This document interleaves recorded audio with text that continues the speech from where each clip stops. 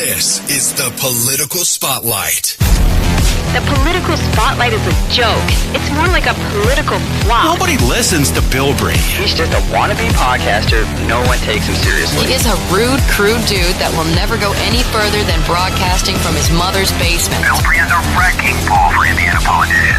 Grab another box of Twinkies and generic cola, Bilbrey, And give back to your microphone and your audience of nobodies. The Political Spotlight is a joke. It's more like a rude, crude dude that will never go outside. Bilbrey's a wrecking ball for Indiana politics. Shut that stupid Bilbrey up.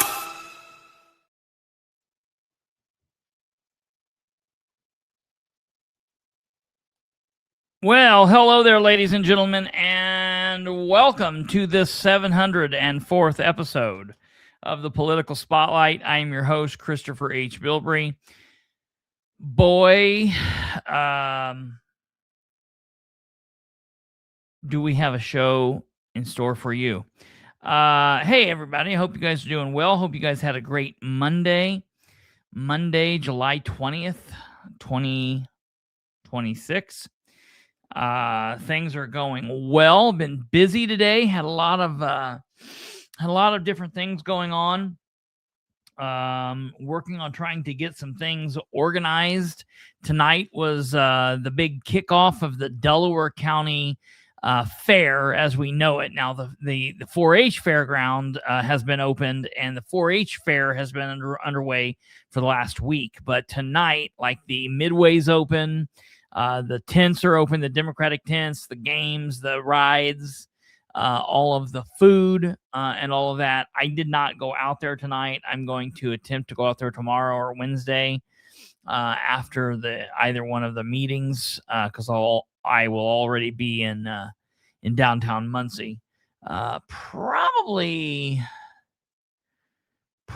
will go down maybe tomorrow night, because tomorrow night the meeting will run later. So we'll see what happens. But I hope you guys are having a good day. The heat is almost subsided. I think they're saying tomorrow we should get back to kind of a more normal temperature with less humidity. I think the smoke is supposed to be leaving our area soon. I'm not 100% sure on that. But I can't wait for the temperatures to get back to normal, and for me to be able to just ride on the go-kart and listen to music or listen to some podcasts and just kind of have the wind blowing in my hair. Oh, man, it's been so great, and I've absolutely missed it. So it's Monday, ladies and gentlemen, and we got a lot to get into this evening. We're going to kick off here first tonight with something that I actually meant to go over last night, and it just completely shot up over my head, and I didn't think about it until Kate mentioned it right at the end. So we are going to be talking about it tonight. It's very important, and it actually leads into Wednesday night's meeting. So I think it's a good thing that we talk about. And then after we go through that, we're going to take a look at the Delaware County Commissioners meeting. And I generally do a pretty good job of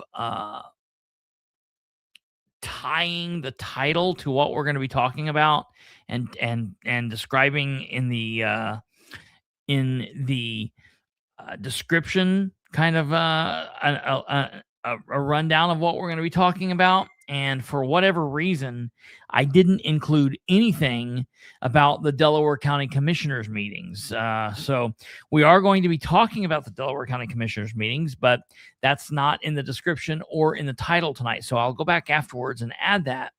The Commissioners meeting today was interesting. It wasn't nearly as interesting as I thought it would be. There were some points that we're going to point out, and that I think that people need to be aware of, and things that I'm interested in. But it was just kind of a run-of-the-mill meeting. It is what it is. Sometimes that stuff's good, to not have things being crazy all the time. But other than that, we're going to be talking about financial folly.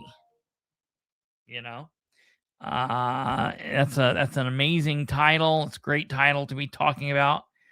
Financial Folly, for those of you that maybe are unclear. Folly is defined as lack of good sense or foolishness. Okay. And so that's where we're going with that. And there was actually a book written, written, published, authored, penned back when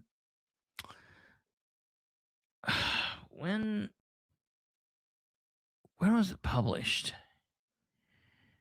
Let me see if I can get product details. So the book was published in November of 2010, and the book's title is Financial Folly: Why 7 Smart Financial Decisions Will Lower Your Credit Score. And you can actually buy the book on thriftbooks.com if you're so interested in buying that. And you're like, wait a minute, this is a political show. What are we talking about? Well, ladies and Roten, they wrote it. So if you're interested in purchasing this book, ladies and gentlemen, Thrift Books, you can find this. It's Financial Folly: Why 7 Smart Financial Decisions Will Lower Your Credit Score, by none other than the author, the one and only Dan Ridenour. So not only is he a banker, not only is he the mayor of Muncie, but yes, he's published not 1, but 2 different books. And his first book was A Smart Financial Decision Can Create a Very Negative Result to a Personal Credit Score. A smart financial decision can create a very negative result to a personal credit score. Unfortunately, most consumers are not aware of these penalties and therefore do not avoid them. Here's an example. I remember from a client of mine named Karen. Of course. She went from a 662 to a 593 in 81 days. What had she done? In a well-intentioned but ultimately costly move, she had accepted a 0 interest for 6 months offer. She didn't want to utilize her current Visa at 19%, believing that rate was too high. That was the well-intentioned part, 0% interest. Instead, now let me see if I can find, instead of 19% interest. But the credit scoring system doesn't know what interest rates you or I or Karen pays, nor does it care. Her score dropped 81 points. Is it smart to pay 0% interest instead of 19% interest? Absolutely. Can that action, even if smart, lower a credit score? Absolutely. This book is about the financial folly that consumers all across America experience simply for making smart financial decisions. 7 of these smart financial decisions are described in detail so that consumers can better understand the negative impact that will occur and can avoid accidentally lowering their credit scores. Lower scores can cost consumers hundreds of thousands of dollars each year in additional interest, higher insurance premiums, and missed job opportunities. Learn the truth about these 7 smart financial decisions. I'm telling you, I seriously, I very much considered eating a bullet before I got to the end of that just blurb. I didn't know if I was going to be able to make it through. And here's the thing that kills me. The Dan addicts that are like in his orbit, they like buy each other this book and they have him sign it and write some like little pithy comment in there. And then they give it to right. Buy the book, Thrift's Books. sponsoring the now the new sponsor of the Political Spotlight. I don't think so. So this book, it sounds like a wonderfully amazing time, similar to shoving nails into the backs of your eyes and putting sand down your pants and going into outer space without an oxygen tank, things like that. But what we're going to be talking about tonight is not credit scores and these books that he published about financial folly. Moreover, we're going to be talking about the financial folly that we are involved in as a city because Dan Ridenour is our leader. So we're going to be talking about that as it relates to the fire department project, which is Ordinance 926 and Resolutions 10 and 1126. Those are all going to be discussed this Wednesday at 5:30 p.m. during the Public Services Committee meeting. So I think it's good that we take a look at what's going on here and discuss this stuff and kind of get back in a frame of mind of where we need to be for this discussion because it's been a while.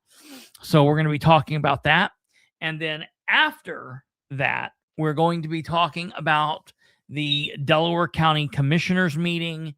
We're going to watch some pieces there, and we're going to get into that. So we've got an action-packed show. If you would, please consider smashing that like button before we get started. Hit the like button, hit share, subscribe, do all of those YouTube things. If you're here watching on X or Rumble, if you're listening to it in the audio platforms, we appreciate you. However you're watching, however you're listening, we thank you.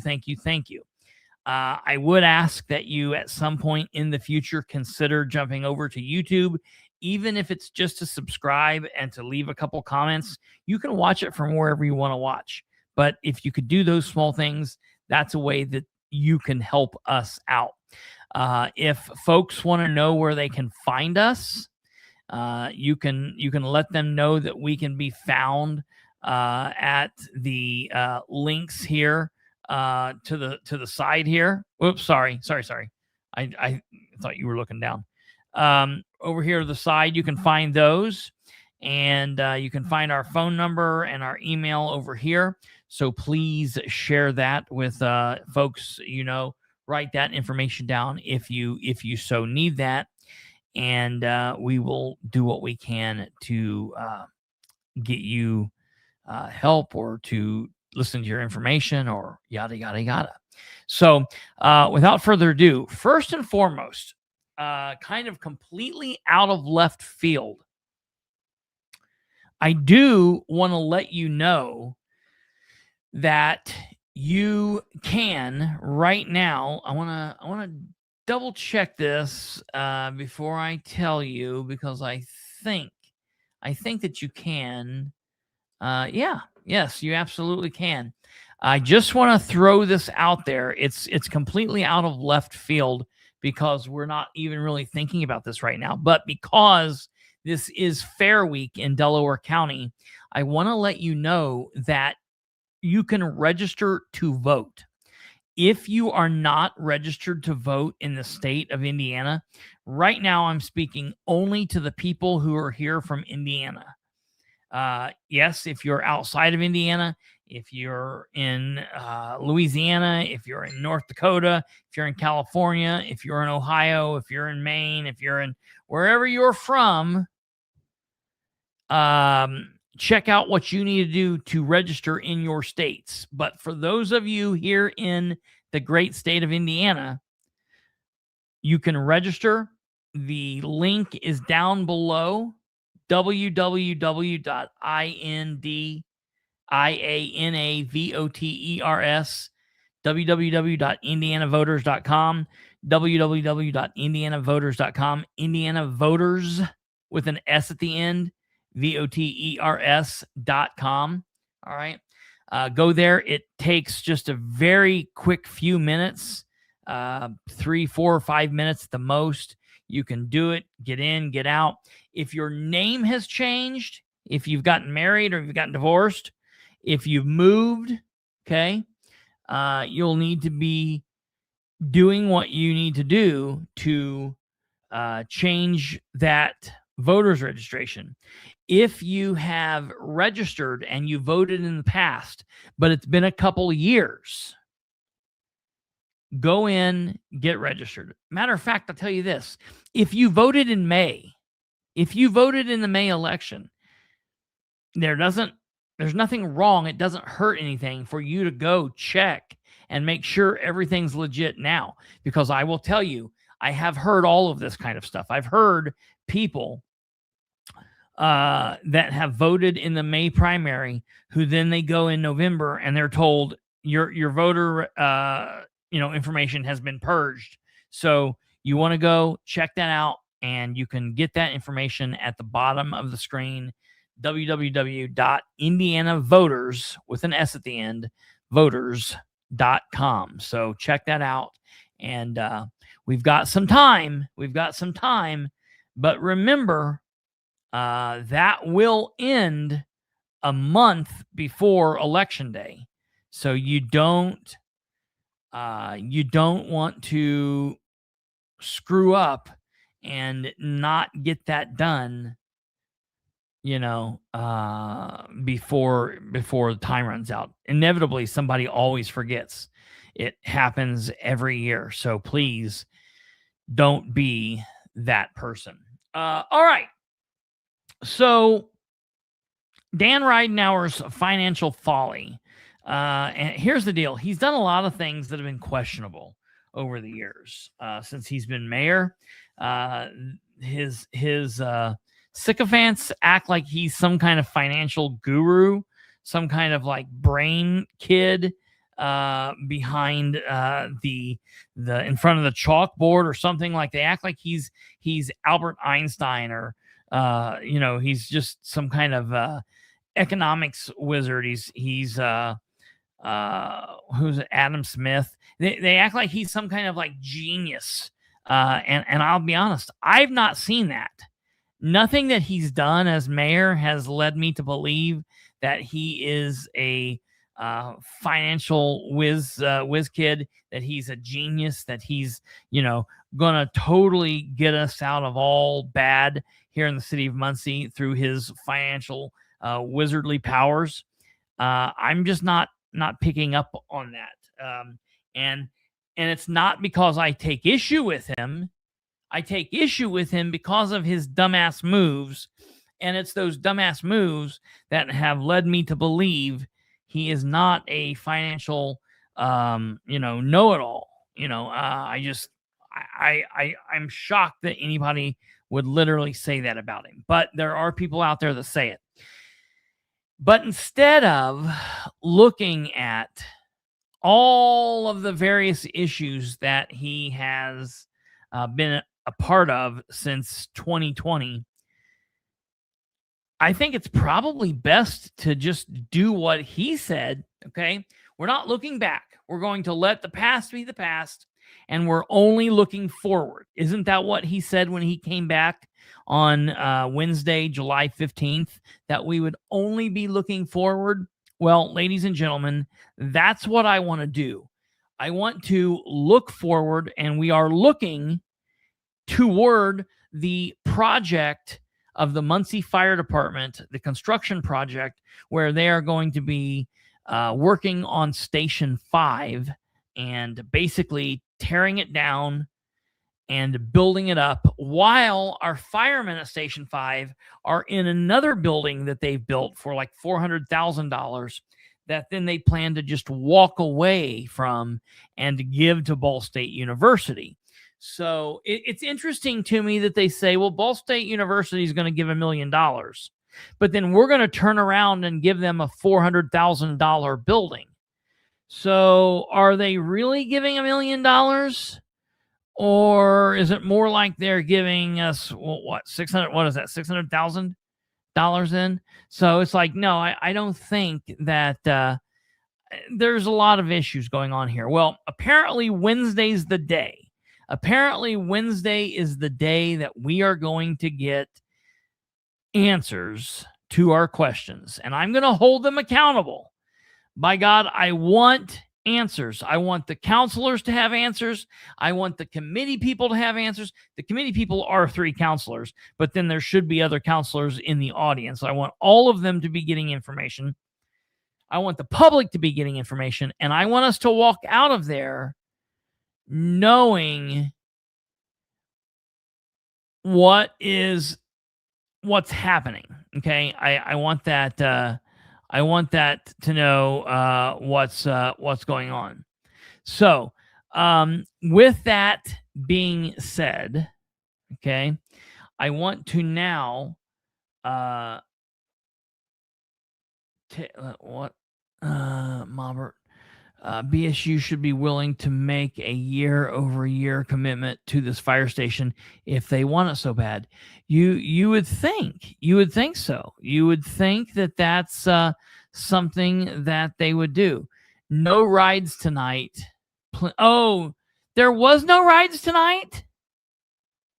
I wonder why. Huh. Interesting. Well, hopefully the rides will be up and running tomorrow. I don't understand what's going on there. But without further ado, we're going to get into this. Now, I got to say, I was kind of shocked by this. This happened last Friday. Okay. We run our show here 5 nights a week, Sunday, Monday, Tuesday, Wednesday, Thursday. Thursday's our last day of the week. We're off Friday and Saturday, and I was spending a little bit of time with my grandparents Friday afternoon, into Friday evening, rather. And it was like 5:30 Friday evening, and my grandparents and I had went for a little drive, just, like we're like 3 old people do. We went for a little drive. That's what 3 80-year-olds do. So we took a little drive out around the reservoir and did our thing. And Kate contacts me, and I thought, I don't know. I thought the cookies were on fire. I thought her and Niles were having another kid. She was excited. She was jumping out of her skin. Have you seen it? Have you seen it? Have you seen it? And I'm like, no, what are you talking about? What's going on? And she then proceeds to share with me this. Okay. I want you guys to see this with me. Now, a lot of you have probably watched this already. All right. But I want to go through this again with you. So this, ladies and gentlemen, is a City of Muncie community update from 7/17/26. Okay. This is, I was kind of shocked because this is Friday and they published this. I want to make sure that I've got this information here really quickly. Let me double check and make sure that I can tell you when it was published. So this was published on the city's Facebook page let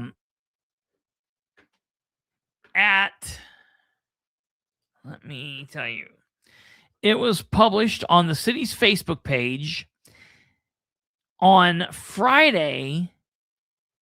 I guess it wasn't 5:30. I was out of my mind. It was 7:30. I knew we didn't go on a ride that early. This was published at 7:43 p.m.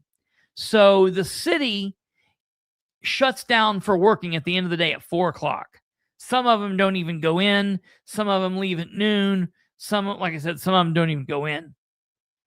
The communications director for the City of Muncie published this to the City of Muncie's Facebook page on Friday, okay? Friday, mind you, at 7:43 p.m. That's such a weird situation. I don't think that I can explain to you how rare that is. They just don't do that. That just does not happen. Okay. So in a world where, everything means everything, and sometimes a cigar is just a cigar, I got to tell you, when the City of Muncie posts something on a Friday evening at 7:43 p.m., there is a reason they're doing that. So when Kate sent this to me, I was a little shocked. I was a little puzzled. And it says, I'm trying to take everything in. It says, community update, 7/17/26, Fire Station 5 info. All right. And this is what we heard. Hello, Muncie. Dan Ridenour here, your mayor. Today is Friday. The third little update in a row. This one, I just want to talk briefly about the fire station. And I know there's some people are maybe concerned about the possibility of not being able to fund it. I want to share why I don't think that's going to be an issue. I want to be clear. This was posted at 7:45. Okay. It wasn't being live streamed.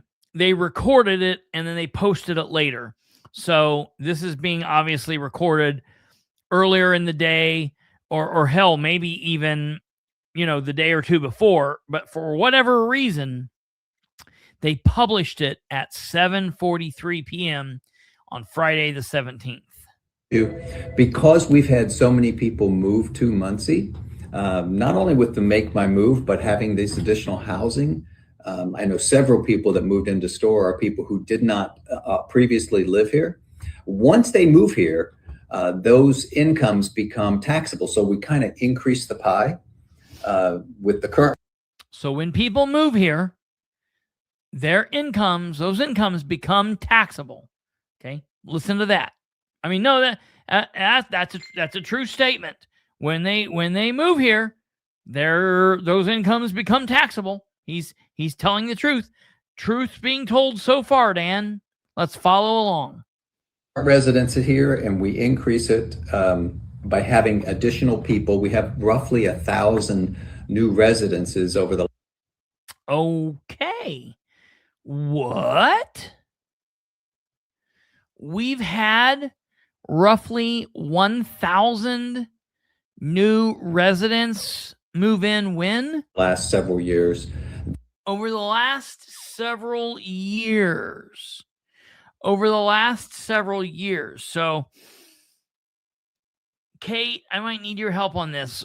To you, that makes it even worse. Yeah. Right. We'll get there to explain what I mean, but that makes it even worse. This is over the past several years, not just this year. Because I think you and I, for some unknown reason, and I think we both thought this, but I think you and I were both thinking that he meant over the last year.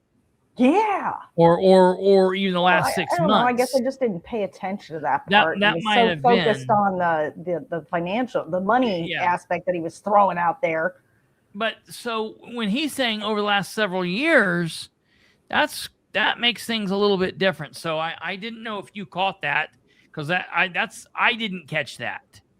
And that's a good question too. How many people have moved away? We might have had 1,000 move, but how many moved away is an unknown amount. And then Stumblefoot brings up an interesting point. Is that $1,000 per resident coming in? How many of these residents are actually working, employed residents? How many are kids? Or is he only talking about the ones who have taken jobs? This is clear as mud, but it's worse than I thought, the math now. Yeah. Yeah, I agree. All right, here we go. that are here. We're finding big increases in our income tax, even though the rate stays the same. The county sets the rate at 1.5%, but the amount that we're receiving has grown substantially. We already, in the first 6 months of this year, have over $842,000 of additional revenue. Okay. Now, everybody needs to put on your thinking caps. Maybe take off your socks and shoes or pull out your calculators. Everybody's got phones, so you should have a calculator nearby. He says, in the first 6 months of this year, I think that's where we got that from.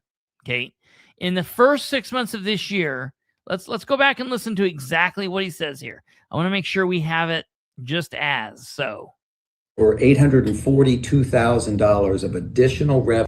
All right, so we have $842,000 in additional revenue in the first 6 months of 2026. Okay, keep that number in your mind. Revenue that goes into edit 4 and what we're going to use that for next year, and it's already being put in the budget, is for that payment for fire station number 5. The reason that station is so important is because it's in a growing area. We did some annexations a couple of years ago that added several hundred people. We've got a new subdivision going up. A store is already added a number of new homes. So it's important for that area, and it really wasn't large enough to serve. But I just want to let everybody know that we've increased the revenues because we've increased the number of people that live in Muncie, and that is increasing our tax revenue, and we're using that money to do good and positive things. And that fire station is one that provides public safety, provides ambulance service, not just fire. It provides fire and ambulance service for our community, very important for us. And the money is already going into the budget that we're putting together that we'll submit to the council when the state requires it. So it should be ready for the council in the next couple of months. As that gets put together, that budget is in there. And the income taxes are there, and unless the 1,300 people that have moved to Delaware County leave the county all at once. Okay, wait a minute. So now he says 1,300. So now we've got 1,300 people. Okay, so that's interesting. That revenue will be there again because it's an ongoing. Each single paycheck, that little piece is taken out, and we get a portion of that, and that's how that is being paid. So that is increased revenue above and beyond the budgeted amount. So we've got plenty of funds to take care of the fire station, and I just wanted to kind of touch base on why. It's because we've been active with the Make My Move. In fact, I think in the month of June, we were the #1 Make My Move community in the state of Indiana. So we're very proud of that. People are choosing to move here. And when they do, they start paying their income taxes here rather than some other city across the country where they used to live before living in beautiful Muncie, Indiana. Thank you so much. Hey, have a great weekend. We'll see you next week. Okay, so we heard what he had to say there. Okay. I feel like Rain Man. I feel like Dan is like the reverse Rain Man. He got like all the autism and none of the savantness or something. You know, not knocking anybody with autism. Just Dan is not some super genius when it comes to mathematical equations. Okay. Now I feel like we need to go back and watch some of his other Dream with Dan, whatever the fuck this is. Yeah. Just to pay attention to when we know for a fact that he's lying, to see if this on that damn desk of his is a tell. If it's a tell, that's interesting. So that's I think we have to go back and watch some of these. So are he keeps banging on that desk. Are we saying that's interesting? That's interesting. That is how. Increasing our tax revenue, housing. I know several people that moved into store are people who did not previously live here. Once they move here, those incomes become taxable. So we kind of increase the pie with the current residents here, and we increase it by having additional people. We have roughly 1,000 new residences over the last several years that are here. We're finding big increases in our income tax, even though the rate stays the same. The county sets the rate at 1.5%, but the amount that we're receiving has grown substantially. We already, in the first 6 months of this year, have over $842,000 of additional revenue that goes into edit for, and what we're going to use that for next year, and it's already being put in the budget, is for that payment for fire station number 5. The reason that station is so important is because it's in a growing area. We did some annexations a couple of years ago that added several hundred people. We've got a new subdivision going up. A store has already added a number of new homes. So it's important for that area, and it really wasn't large enough to serve. But I just want to let everybody know that we've increased the revenues because we've increased the number of people that live in Muncie, and that is increasing our tax revenue, and we're using that money to do good and positive things. And that fire station is one that provides public safety, provides ambulance service, not just fire. It provides fire and ambulance service for our community, very important for us. And the money is already going into the budget that we're putting together that we'll submit to the council when the state requires it. So it should be ready for the council in the next couple of months. As that gets put together, that budget is in there and the income taxes are there. And unless the 1,300 people that have moved to Delaware County leave the county all at once, that revenue will be there again because it's an ongoing, at each single paycheck, that little piece is taken out and we get a portion of that. And that's how that is being paid. So that is increased revenue above and beyond the budgeted amount. So we've got plenty of funds to take care of the fire station. And I just wanted to kind of touch base on why. It's because we've been active with the Make My Move. In fact, I think in the month of June, we were the #1 Make My Move community in the state of Indiana. So we're very proud of that. People are choosing to move here. And when they do, they start paying their income taxes here rather than some other city across the country where they used to live before living in beautiful Muncie, Indiana. Thank you so much. Hey, have a great weekend. We'll see you next week. Wonderful, wonderful. There's a lot of banging on that desk. Yeah, just really strange. So let's. No, I just wonder if it's a tell that he's lying. Very interesting. Yeah, we'll have to go back and look at those. That's interesting. Look. Yeah. Right there you go, Robert. So that's what we're getting. Math. Yeah, that's exactly right. The math doesn't math. So that's what we're getting into. So Kate, after we watched this, I was driving my grandparents home, and Kate had already sent some stuff to me, and we were talking about it in the chat. And I'm going to be honest. I, like Dan Ridenour, am not a math whiz by any stretch of the imagination. I can plus and minus real good, and I can do times and the other times, the backwards times real good. Okay? With calculators. I just don't like math. I'm not a math person. My brain doesn't do that. I am more the musical, artsy, that type of brain. I am not a math-brained person, okay?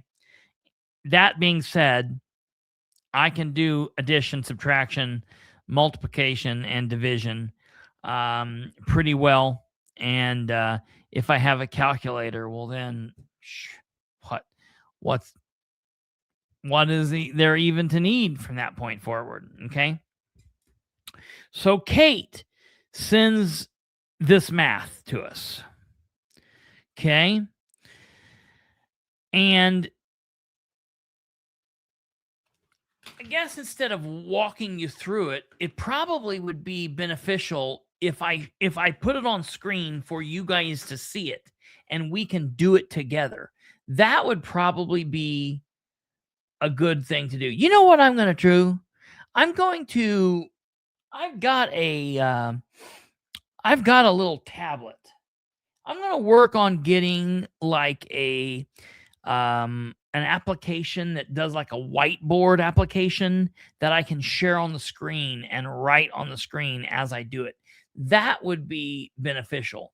But for now, I'm going to do the very next best thing to that. And I will do it like this. I will pull this Google Doc up here. And I will share this to the screen. And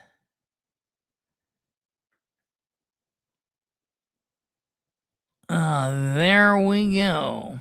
Okay. We're going to do this together, and maybe this will help everyone make sense. Now, I want to read what Jackie wrote here.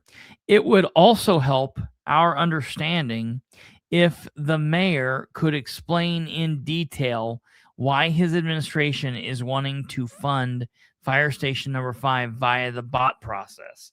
I'm going to tell you what. I'm going to take a picture of that very comment, and I'm going to ask that question of the council. I'm going to ask them of the committee. I'll ask them of Ridenour, and I will ask them of Dennis Otten and everybody else involved. That is a great question, Jackie. I absolutely love that. But so, okay, to make this easy for everybody, we're going to do some math here on the screen. Okay, so he said what we heard Dan Ridenour say was he had as of these last 6 months, so from January to July. Okay, that's 7 months, but he said 6 months.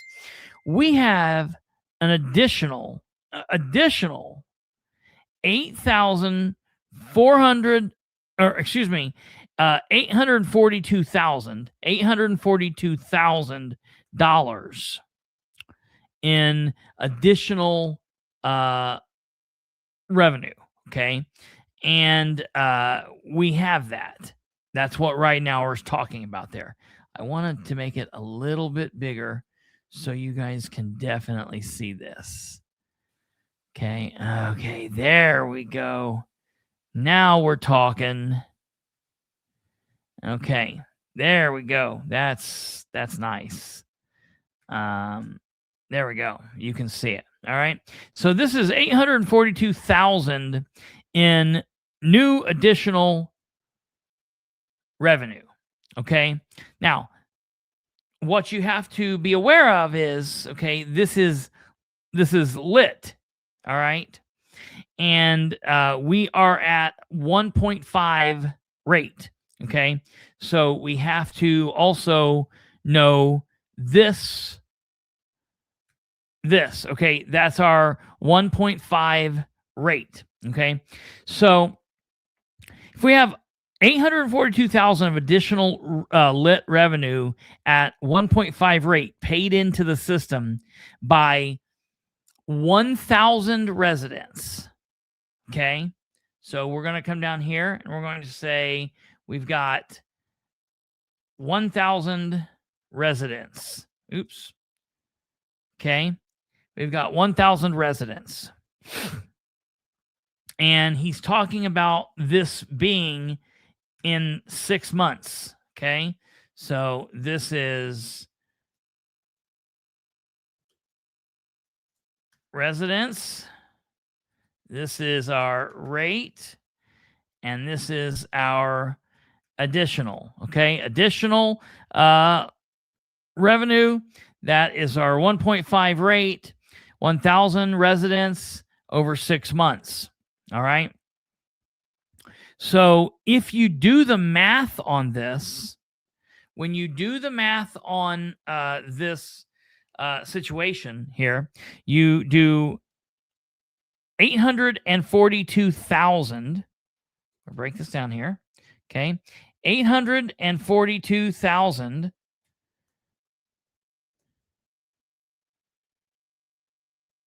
divided by 1,000 is $842. Okay, that's real easy. That's even some Bilbrey Delta High School math. You know what I mean? That's very easy. So that means you people from like Muncie Central, you should definitely be able to follow along. Okay, this is not hard at all. Even I can figure this out. Okay, so that's what he's saying here is each resident is contributing $842 over 6 months. Okay.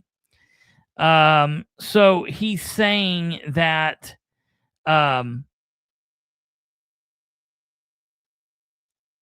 if we take that 842 now and we divide that by the 6 months, okay, what do we get? All right. Well, what we get if we divide 842 divided by 6, we get a grand total of $140.33. All right. And that's per month. Okay. So $140 per month.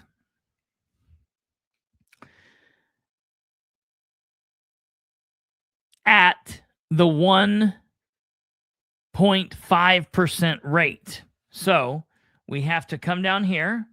Okay. Now we're going to take the, absolutely, Jack. Always. We're going to take the $140.33. Okay. And when you have 1.5% percent lit rate, okay, we're going to have to do the math on that. So we're going to divide $140.33. We're going to divide that by the 1.5%. And so remember back to middle school math and all of that. I don't even know when you learn that. 5th grade, 6th grade, you're moving decimals. Okay. So 1.5% is going to be 0.015. So you're dividing $140.33 divided by 0.015. Well, that comes out to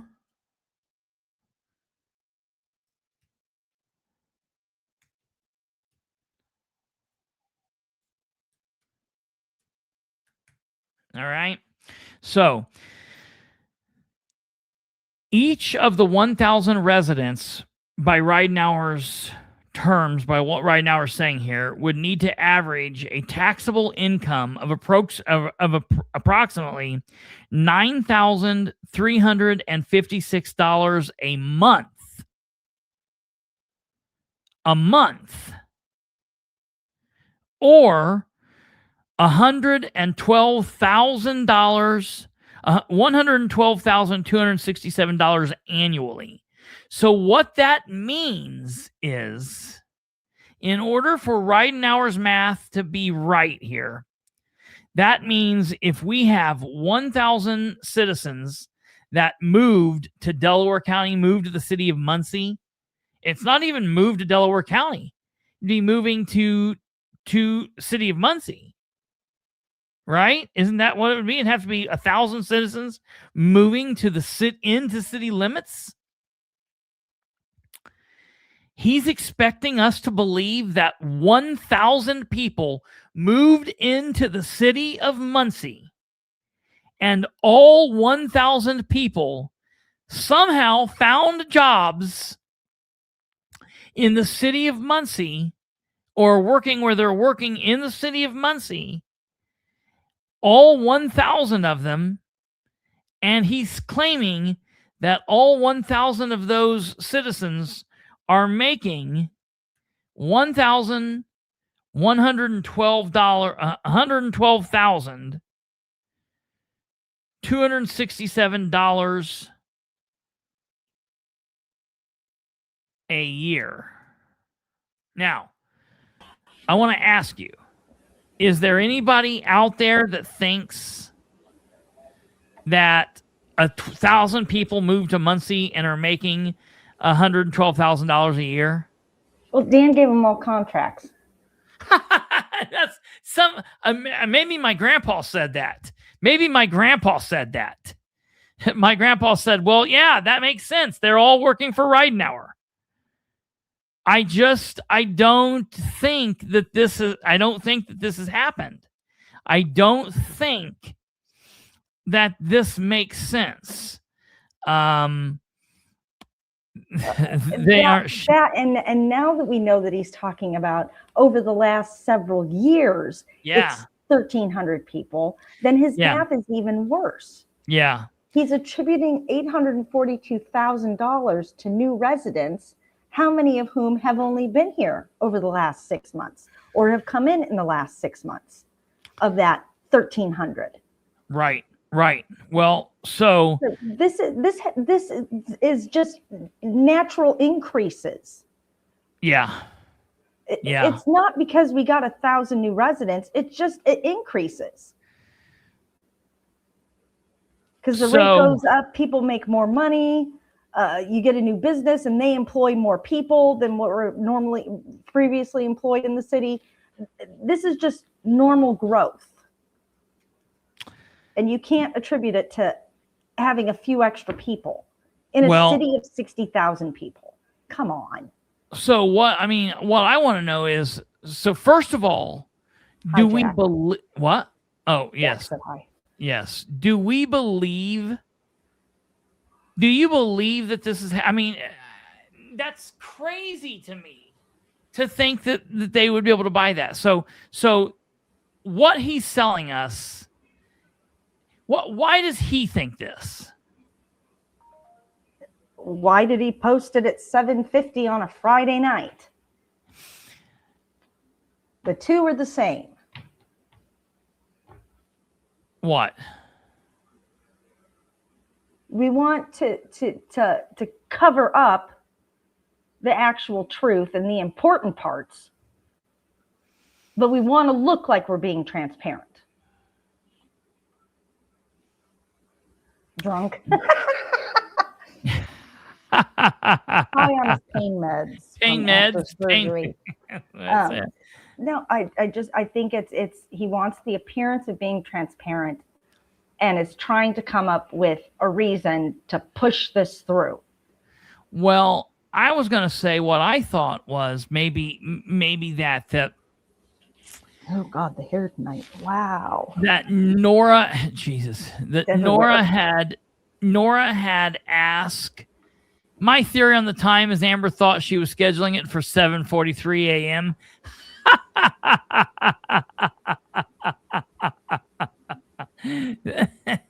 That's a possibility. That's hilarious. No, you know what? I don't think that's possible because I think that Slusher had it all set up on military time. Because that's something I think she used to bitch about, was all the stuff there set up on military time. In 1943. Well, how is that difficult? But so she wouldn't have been having it set at 7:40 because that would have been 07:43 over 1943. So she would maybe she's still bad at it, and she thought that 1943 was actually 9 or so. I don't know. So I just want to know. Well, that adding and subtracting 12 is difficult, Space Cat. Yeah, right. They're city employees. They got some kind of special math going on up there. Who knows? I think that I think what was happening was they were getting questions from the council leading into what was going to be this coming Wednesday meeting. And you've got Nora and others probably emailing them back and forth, pushing this. And I think that's probably why something like this went out, because they're thinking not a lot of people is going to see it on a Friday. They know very few people interact with their social media anymore anyways, because people can't comment there. So they know they've about killed that. And it's kind of like when some big news story gets pushed out on 5 o'clock on a Friday, you know that nowhere's going to run with that. Nothing's going to happen. And so it's almost kind of like that in my mind. No, I get that. And I agree with that, the timing of the post. Now, the content of the post is to appear transparent, make everyone think that this is paid for. This is fine. It's paid for. It's taken care of. It's not a big deal. When in fact, it is a big deal. Why are they using a bot? Yeah. Which got asked earlier in the comments. Yeah. And they're using a bot because?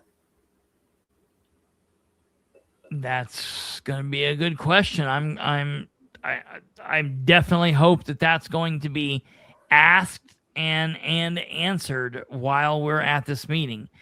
Well, answered honestly. I was going to say, I think it'll definitely be asked. As far as it being answered or answered honestly, and the gentleman who stood up at the city council meeting and ripped him a new one over this, I mean, he was right. Yeah. Was that Mr. Yancer? No, it was...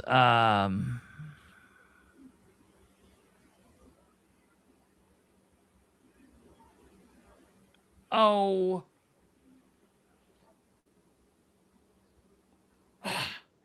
what's his name? Damn it! That's what I'm trying to find out. It's like on the tip of my Todd Smeckens. Smeckens, another writer.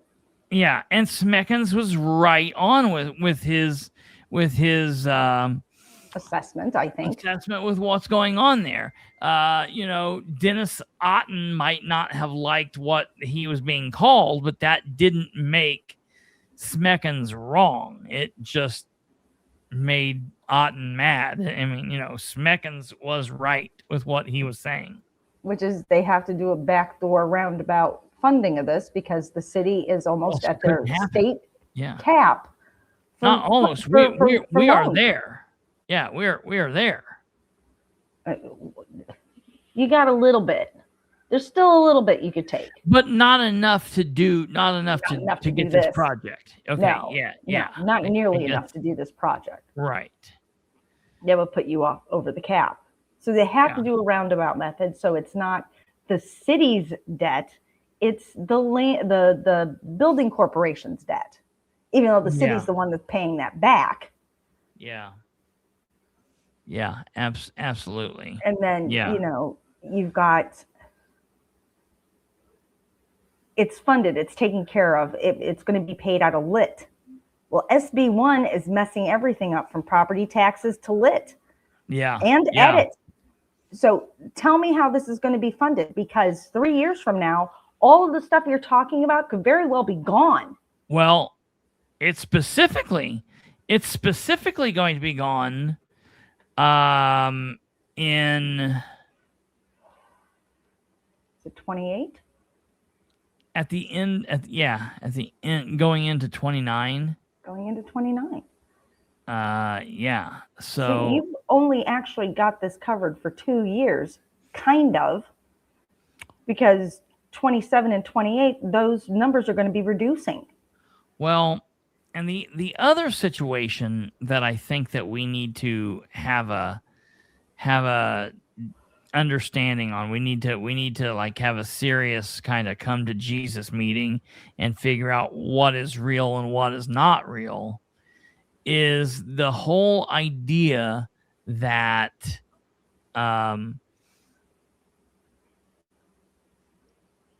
we're going to be paying, someone's going to be paying on this for 22 years, and we're supposed to be paying $1 million a year. So I don't care what kind of numbers they're putting on it. Okay. 11.5 million. Yeah. If we're paying that over 22 years at $1 million a year, it's $22 million. Oh, and Maubert Riller makes another good point. And this kind of debt has to be paid from revenue before other city obligations. Yes, absolutely. So forget about any kind of raises for employees or anything else. This is top priority for when you're making your budget. Yeah. Well, and then there is the situation. Bye. What? Oh, no. Yeah, you're fine. Then there's the situation of the $400,000 shell building that we're going to build to use for a couple months and then give to Ball State University.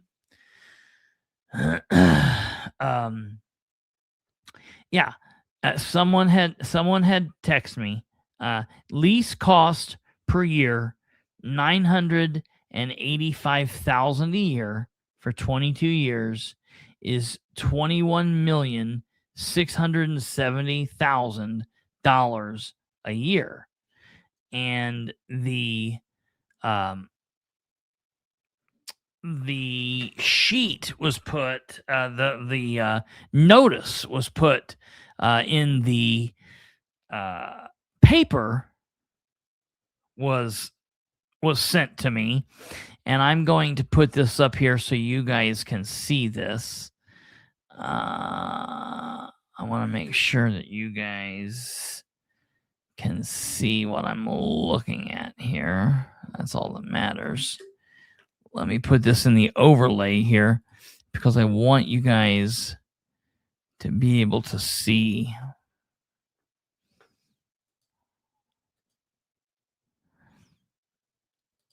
Okay. We're going to try this both ways. I'm going to put this up on the screen. Hey, Kate, can you take that off here real quick? Let me see if this might be hard for you guys to see. So I will just, I'm just going to read it to you. And then I'll post this out on social media and you guys can take a look at it on your own there. But that, give me a second here. There we go. I'll read this to you. Remind me, wasn't the new Fire Station 6, McCullough, via a bot? Yes, it was. Yes. 1000%, Jackie. So, okay, let me blow this up here for me so I can see it. Oh, this is the way for you to read it. Damn it. That's the best way for you guys to see it. I don't know why I didn't do that to begin with. There. Now I can get that off there. Okay, so let's read this together. Government public notice. Notice of hearing on proposed lease. Notice is hereby given that the public hearing will be held on August 3rd, 2026, pursuant to Indiana Code 36-11013, before the Common Council of the City of Muncie, Indiana, the Council, and the City, respectively, at 6:45 p.m. local time, upon a proposed lease the lease between the City of Muncie Municipal Facilities Building Corporation, a non-profit corporation under Indiana Code 36110, to provide for the financing of the acquisition, construction, and equipping by the corporation of a new fire station to replace the existing fire station number 5, and all necessary and related improvements and equipment in connection therewith, and including interim facilities in connection therewith, collectively the project. The hearing will take place at Muncie City Hall Auditorium, 300 North High Street, Muncie, Indiana. The lease provides for a term of not to exceed 22 years. So, ladies and gentlemen, when somebody says, well, where's Bilbrey getting that 22 years? It's right there in their writing. The lease provides for a term of not to exceed 22 years and provides for an annual rental not to exceed $985,000 per year during the term. Lease rentals under the lease will be from Delaware County, Indiana, the county of the economic development shares component of the additional revenue derived from the expenditure rate of the income tax proposed on the adjusted gross income of taxpayers in county pursuant to Indiana Code 6-3.6, the lit revenues, and in the event the lit revenues are not sufficient, an ad valorem property tax on all taxable property, both real and personal, within the city. The first rental payment during the term will be due on the latter of the 1st, June 15th, or December 15th, following the issuance of the bonds to provide for the financing of the project. The bonds, or 2, the date on which a portion of the premises as defined in the lease is available for use and occupancy by the city. Rental during the term of the lease will be payable in advance in semi-annual installments each year. After the sale by the corporation of its bonds to pay for the cost of the project, the annual rentals due under the lease shall reduce to an amount equal to the multiple of $1,000 next higher the sum of the principal and interest due on such bonds in each 12-month period, plus $5,000 payable in equal semi-annual installments. The lease provides an option to the lease to purchase the premises on any date. The project will be relocated within the city. An additional rental, the city shall pay all taxes and assessments levied against or on account of the premises and or the receipt of lease rental payments. The plans and specifications, including statements of the cost of the project, as well as a copy of the proposed lease, are available for inspection by the public on all business days during business hours at the office of the clerk of the city, located at Muncie City Hall, 300 North High Street, Muncie, Indiana. At the hearing, all persons interested shall have a right to be heard on the necessity for the execution of such lease and upon whether the lease rental provided for therein to be paid to the corporation is a fair and reasonable rental for the proposed project. Such hearing may be adjourned to a later date or dates, and following such hearing, the council may either authorize or take execution of such lease as originally agreed upon, or may make modifications thereto as may be agreed upon with the corporation. Dated this 14th day of July, 2026, City of Muncie, Indiana. And so that's that. So I don't know, folks. I think I've got a lot of questions. I think you should have a lot of questions. I think the counselors should have a lot of questions. I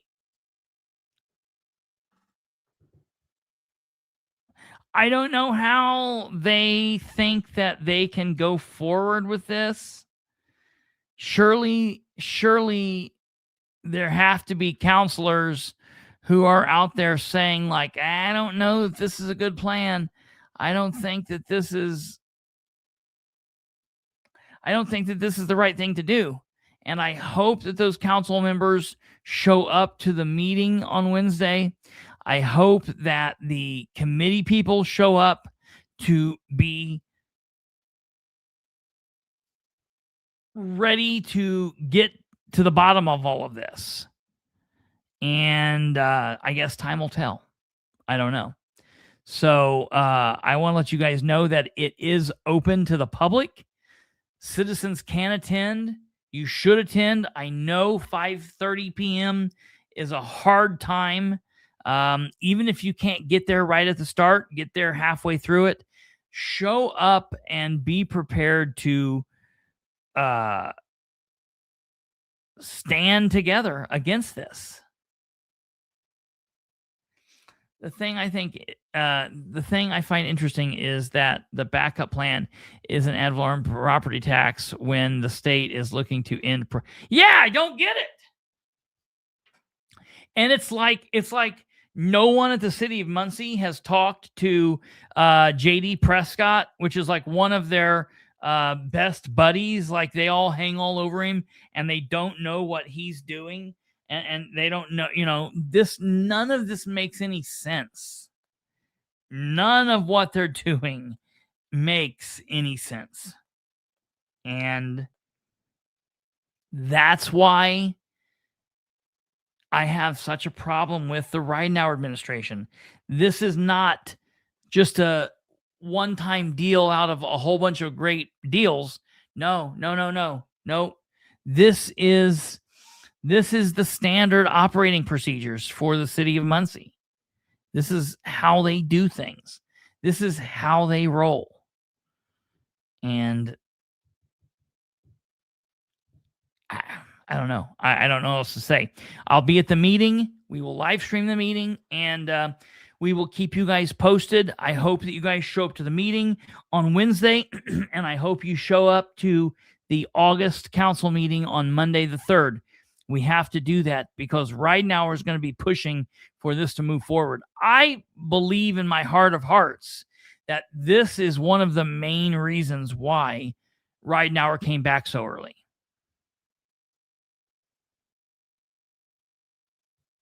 Let me see what he said there. I must admit that I was wrong when I said that it was his money edit when he wanted to build Station 6. It's our money, Bilbrey. You were right, and I was wrong. Well, no, look, I get it. Yeah, we all say, I say that too. I say that same thing, like it's his money, his edit money, meaning like he can play around with it. I know what you were saying. We're saying the same thing, so I definitely get it. I get where you're coming from. SB1 honors these agreements made before the cutoff. They know what they're doing. Yeah, that's probably right. That's exactly right. You're there. You're right there. They know what they're doing. That's a good point. So I don't know. We'll have to see. I have some questions about this into the administration, and I'm waiting to get responses back. So I will keep you guys posted, and we will also, like I said, go to the meeting and keep you guys posted of that as well. All right. Now we are getting ready to move into conversation about the Delaware County government meeting. We basically are going to talk about Delaware County. And then when we wrap up with that, before we end the show, I'm going to kick back to Muncie really quickly and talk about my questions, my record requests, and everything I sent to City Hall today. So we're going to get all of that out of the way. But first, we're going to take a break. You guys sit tight. We'll be right back, and we'll get started on the Delaware County Commissioners meeting from earlier today. We'll be right back. Ladies and gentlemen, we've got to talk about the Delaware County Commissioners meeting from today. It was not as eventful necessarily. It wasn't as eventful in the ways that I thought that it would be eventful. It was eventful in other ways. So we're not again going to watch all of this. I would highly recommend that if you are interested in what goes on in the county at all, you're interested in the county offices and various aspects of county government, I would highly recommend watching this entire meeting. You can put it on play speed 1.5 or 2 and still get basically everything from it. You don't miss anything in doing that. No harm, no foul there. We are going to try to watch it in regular time, but we're only going to hit a couple of very important topics and issues from the meeting. So without further ado, I'm going to pull this up here, and we're going to get into the meeting. Okay.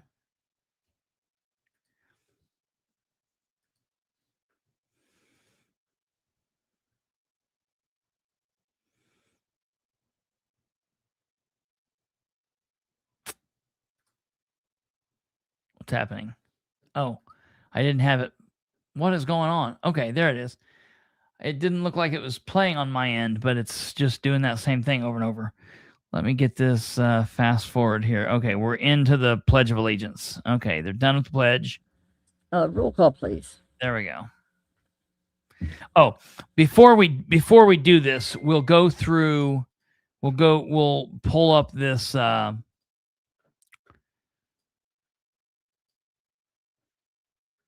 Agenda so you guys can see kind of what we're looking at here. So the agenda, ladies and gentlemen,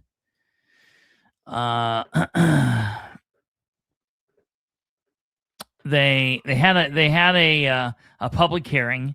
They do a public hearing, and then they go into the Board of Health and all of this. We're going to listen to the One Touch Initiative. Let's get down here and see what goes on here. Okay.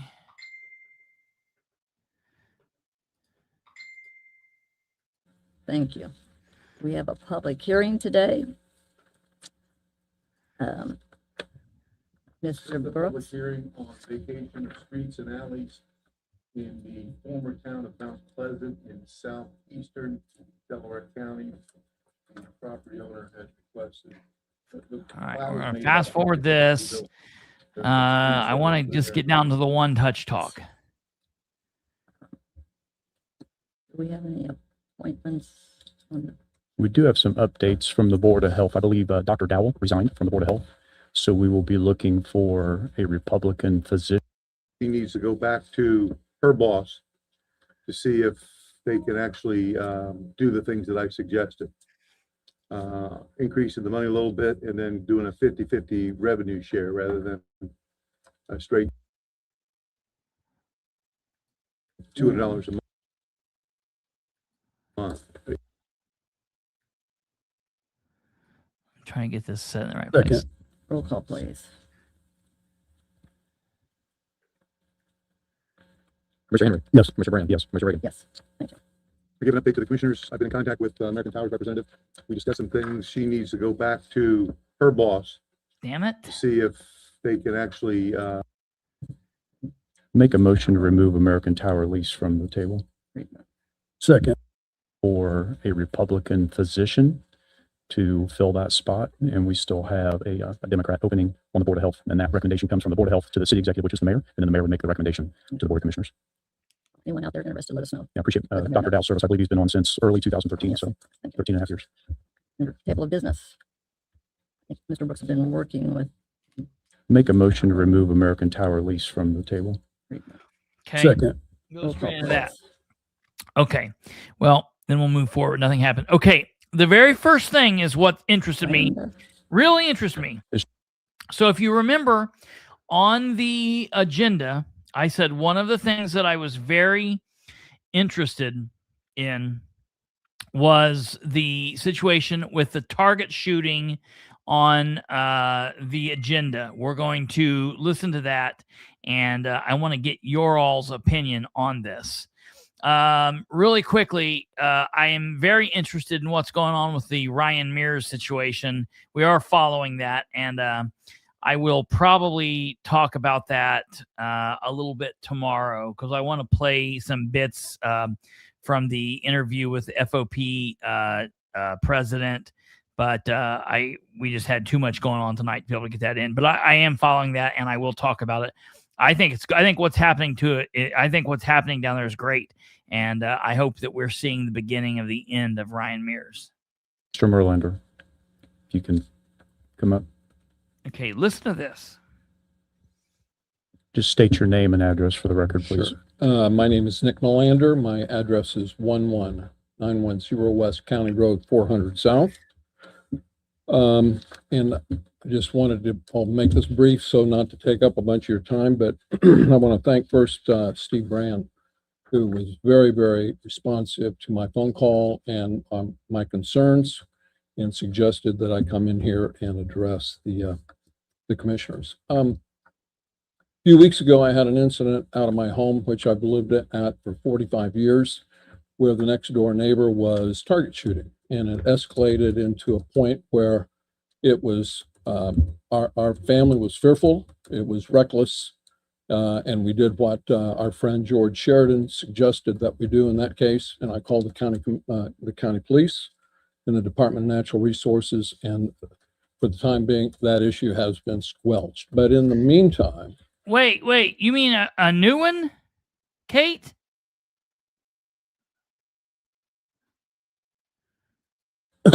It's become blatantly apparent to me that the Delaware County, in an unincorporated area of the county, we have little, if any, gun ordinances that govern the use or the firearms. I want everybody to understand. What? I am a huge advocate of the Second I heard Amendment. that. I have many guns. I I've heard grown up- this, and I about jumped out of my body when I heard this old man say this. I want to back up and listen to what this guy says again. The Delaware County, in an unincorporated area of the county, we have little, if any, gun ordinances that govern the use or the firearms. I want everybody to understand. Yeah, thank Christ. Like, hallelujah. We have no ordinances, no laws. Did he literally say regulating firearms? Yeah, no shit, dumbass. And then he follows this up with saying, but that's like saying, hey, Blackie, move to the back of the bus. I am friends with black people. You know, this is like John Sproles being like, but I'm not racist. This dude literally just said, well, I find it to be a problem that the police and the government doesn't have enough laws or ordinances to regulate firearms here in Delaware County. But I love the Second Amendment. I am a huge advocate of the Second Amendment. I have many guns. Let me tell you something. I am a huge advocate of the Second Amendment, and I have never said, but we don't have enough regulations on guns and firearms. Grown up hunting, I have no problem with anyone out in an unincorporated area of the county target shooting. But it's my position that they should do it not only lawfully, but safely. I'm a big safety gun advocate. And I am also a big safety advocate with firearms. And listen, it's my position that people should lawfully and safely use their firearms. And if you're not, no, listen, Brand helped this guy. Listen to what these people are listen to what these people are saying here. What was apparent was that the county deputies, which responded instantaneously, those guys were great.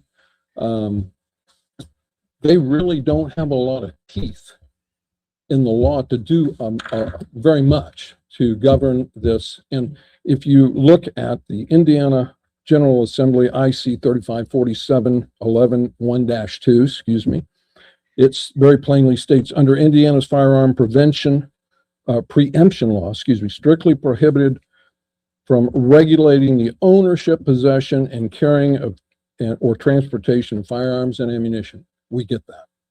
However, the state grants a specific exemption allowing local government to regulate the discharge of firearms for safety purposes. And in several counties in the state of Indiana, there are local county firearm ordinances. When you go and look at where I live and you look at the number, within a half mile, I've got 4 businesses that have popped up. We're in an industrial center instead of a farming area anymore. But we also have a dozen homes up and down in close proximity. All of those people, I believe, deserve the right that they want to shoot, fine, but they have to do it lawfully. They need to do it safely. And I am trying to advocate for us to, and for the commissioners, to develop some form of ordinance that will help our public safety folks to mitigate issues like mine and make sure that people are safe out in the non-incorporated areas of the county. Anybody have any questions? Does that make sense? Yeah. Any thoughts? Well, I had no idea that we really didn't. And I think most people don't. And until I talked to the Department of Natural Resources and the voice came out and talked to us, the manager from over in Anderson, his deputy came out, reviewed the situation, all agreed that these are issues that they've dealt with for years, but they don't really have any in Delaware County, I use the term teeth in any kind of way to mitigate those issues, right? Other than to go in and ask the person, don't shoot and this and that, but it doesn't, it's a fine line. It's a gray area, but I think that there's room here. For example, property line structure distances. You have to be at least 500 feet away from a home or a school or a business property. Public right-of-ways. You can't be firing firearms over public right-of-ways or bodies of water. Backstop requirements. This particular scenario where I am, this guy's got metal targets in his backyard that he's shooting into these metal targets, and I know what ricochets sound like, okay? And we can't even safely sit on our back deck because we're downrange of this guy. If he would move over into an area, he owns 10 acres, if he'd move over into an area and build a DNR approved backstop, an earth backstop, or use some old railroad ties, which is what I did 30 years ago out at my house. Now I've torn those all down because the next door neighbor asked us to quit shooting out there. And I did. That was my right to quit. I could have stayed, I could have kept shooting, but I didn't. But this guy has a right to shoot. That's fine, but build a backstop that's safe, right? No noise ordinances. That's very common for counties to develop noise ordinances, such that after a certain period of time during the day, you can shoot during the day, but at a certain time you have to quit. So that's what I'm appealing to the county commissioners to do. Again, I thank Steve for taking the initiative. Very common. What if I want to? What if where I specifically live? I have a shooting range on my property that was built here before I moved in. That's part of the reason that this was so appealing.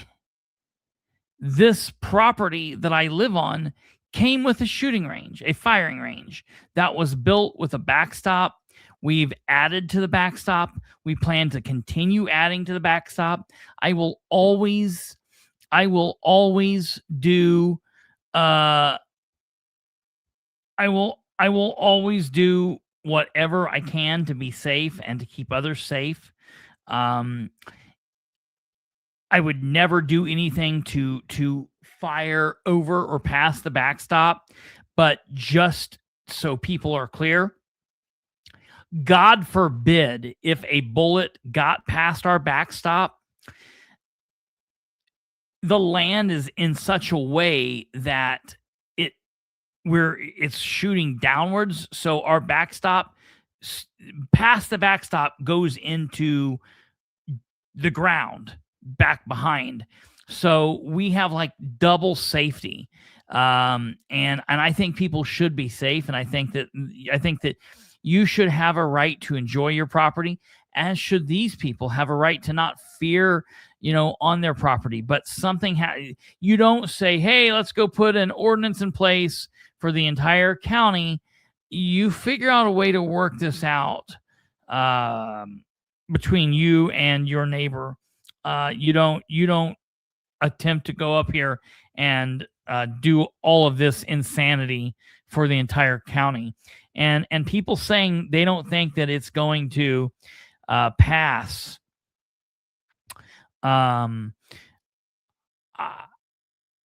I hope not, but I'm worried, and you'll hear why. And Freedom Fighter is 1,000% correct. No law was broken. That's why the cops couldn't do anything. Period. Comprehensive. And I'll do whatever I can as a citizen to help promote this. I think it's important not only I'll in do our whatever little I area, can as a citizen to fight it. between Daleville and Yorktown, but all over the county where they're non-incorporated. You can't go to Yorktown or Dale. Kate, you got something to add? I have a question. Uh-huh. How far can a ricochet bullet travel? Well, there's a lot of variables there. Yeah, what kind of round, how fast the round's traveling, blah, blah, Sure. blah, blah, blah. I get that. But, you're shooting at a target, so you're presumably, you're trying to hit it dead on. So it's going to be hitting at, a fairly steep angle of incidence. Yeah. What would happen if it bounced off, it's the right kind of round, and it happens to hit at the right angle, and it bounces off and it flies all the way to his back porch and hits him? What would happen then? That would be a crime. Right? I don't know that it would be a crime specific. I think it would be a terrible accident. I don't know that it would be a crime. But he would have legal recourse. There would be some kind. There would possibly be civil recourse, and there could be, I guess it could be looked at. But if you didn't have intent to shoot him, I don't know that it would be a criminal situation. But yeah, yes, I get what you're saying. So we would all cheer. Oh, love Buddy. Okay, that's just he wants to put this in place for an entire county because he's scared or he's annoyed. Yeah. So yeah. I agree. Look, I get where Shannon Henry says like Delaware County is so NIMBY. That is a true statement. They'll only discharge a firearm, or Muncie, but you can in a non-unincorporated area. But I would suggest that our unincorporated areas are pretty, they're growing with people all the time. Houses popping up, businesses popping up. We need to have some common sense regulations. Thank you for your history lesson. Okay. Yeah. Thank you. Thank you for your history lesson. I don't disagree. I love guns too as well, and I like shooting, but I think you need to do it in a safe manner. And John, could you look at this and maybe check with some of the other surrounding counties and see if they have anything that we could start with I will. to develop a ordinance. Mr. Merlander, could you come back up, please?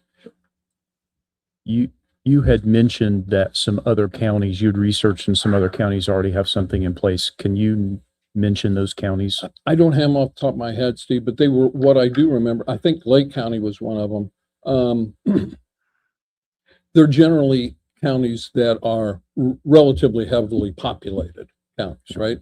Maybe unlike Delaware County, but we're growing, and there's no reason that we can't put some common sense things together now to mitigate some of these issues as we grow. But I can research that, Steve. I'm sure Mr. Brook can find out the same information. He's probably better versed on this than I am. This is just some basic research I've done. Thank But you. there are several counties in the state that have already adopted these ordinances. Thank you. Appreciate it. Thank you. I did find Lake County already, so. No. Listen, he said surrounding counties. First and foremost, Lake County is nowhere near here. And second of all, Lake County is Chicago, and we don't want anything remotely like Chicago has going. If it touches Chicago, we don't want it. We don't need it. I will fight. This is a serious deal. I cannot believe that I literally heard them. I looked up what I could find from Lake County, and I don't know. Maybe I'm missing some stuff here. I don't know what all the deal is here. Discharging firearm target, discharging of firearms, discharge of firearms prohibited. All of this different crap here, but it's not a county issue. Yeah, right. If you're the only one complaining, it's not a county issue. This is nuts to me. Thank you. Okay. The soda station. So I want to say it. I'm going to go out tomorrow and I'm going to take a picture of what we've got going, and maybe that guy can pass that along to his neighbors and they can figure it out. But this is something that I'm going to have to get my ass up and go to the next meeting and tell them, no, we don't want this, shall not be infringed. And I think when I read that, I'm going to say, you know what I'm talking about, Brand? You know what I'm talking about, Brand? You know what I'm talking about? You know what I'm talking about? Right, Brand? Brand, you know what I'm talking about? And then let them tell me I got just do that for 3 solid minutes. Insane. Totally insane. Good morning. My name is Gary Hahn. I'm with Whiteman.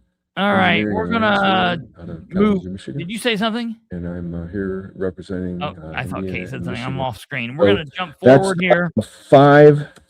A-Truck Logistics. That was another one that we have not got a meeting set with, but we are in conversations with. That is a logistics trucker app that goes across several different on that facility to determine the next steps. And we are at that stage now. So we've met with BW, who was the original BOT. It needed to be sent back by them. Last year about moving retirees to 50-50 split starting January 1st of 2027. And that would bring them in line with what full-time employees pay. Okay. Is it, they won't be able to get payroll processed, right? Because these new system will integrate. Okay, here we go. It could be metrics software that's going to be hosted by on the property beyond the right-of-way access or an easement. We would ask them to sign this before we came onto their property. Okay. It'd be on an as-needed basis. Thank you. Motion to approve the waiver. Second. Roll call, please. All right, Commissioner Henry. Yes. Commissioner Brand. Yep. Commissioner Reagan. Yes, thank you. Now the Right Stuff software hosting agreement. Yeah, what this is, software that's going to be hosted by the company called RightStuff. Essentially, it's for our time clocks that the council has already appropriated the money for, so it's been approved to pay for. And we would ask that the commissioners approve this agreement so that we can start deploying and setting up time clocks for all the departments. Our plan right now is to actually start in September. We don't have an exact date yet. Part of it depends on how soon we get this signed. So if we get this signed, we can then come back with an exact date, and we'll start working with all the departments for deployment of the new time clocks.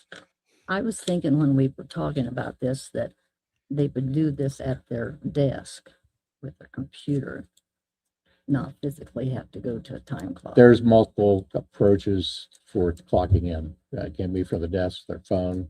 It could be biometrics, so it could be from a central location, so you can require a thumb or something like that. So those are all options, and we'll set those up based on each department and what the commissioners wish to do. But we've got the money in the budget to put those other options in if those are so desired. So today we're just agreeing to it. yeah, essentially this is agreement so that we can get the company and get the county on the schedule to start having this deployed. They estimate it'll take 3 to 6 months to have all these things put in place. So we're looking to start in September, and hopefully by the end of March we'll have this finished. Has legal had a chance to review this? I've not seen it. Okay. And again, Ed mentioned it's for all departments, and I'm hearing a little bit of noise about a couple departments that don't want to utilize this. So if they don't utilize it, they won't be able to get payroll processed, right? Because these new system will integrate directly into our payroll process. So it's going to be a requirement that departments use a clock in, clock out methodology of some sort. So to Commissioner Riggins' comment and your response, I think you're going to see a multi-pronged approach to clocking in and out. I'd say merit deputies and others may use geofencing. Maybe they'll be able to clock in from their data center. Right.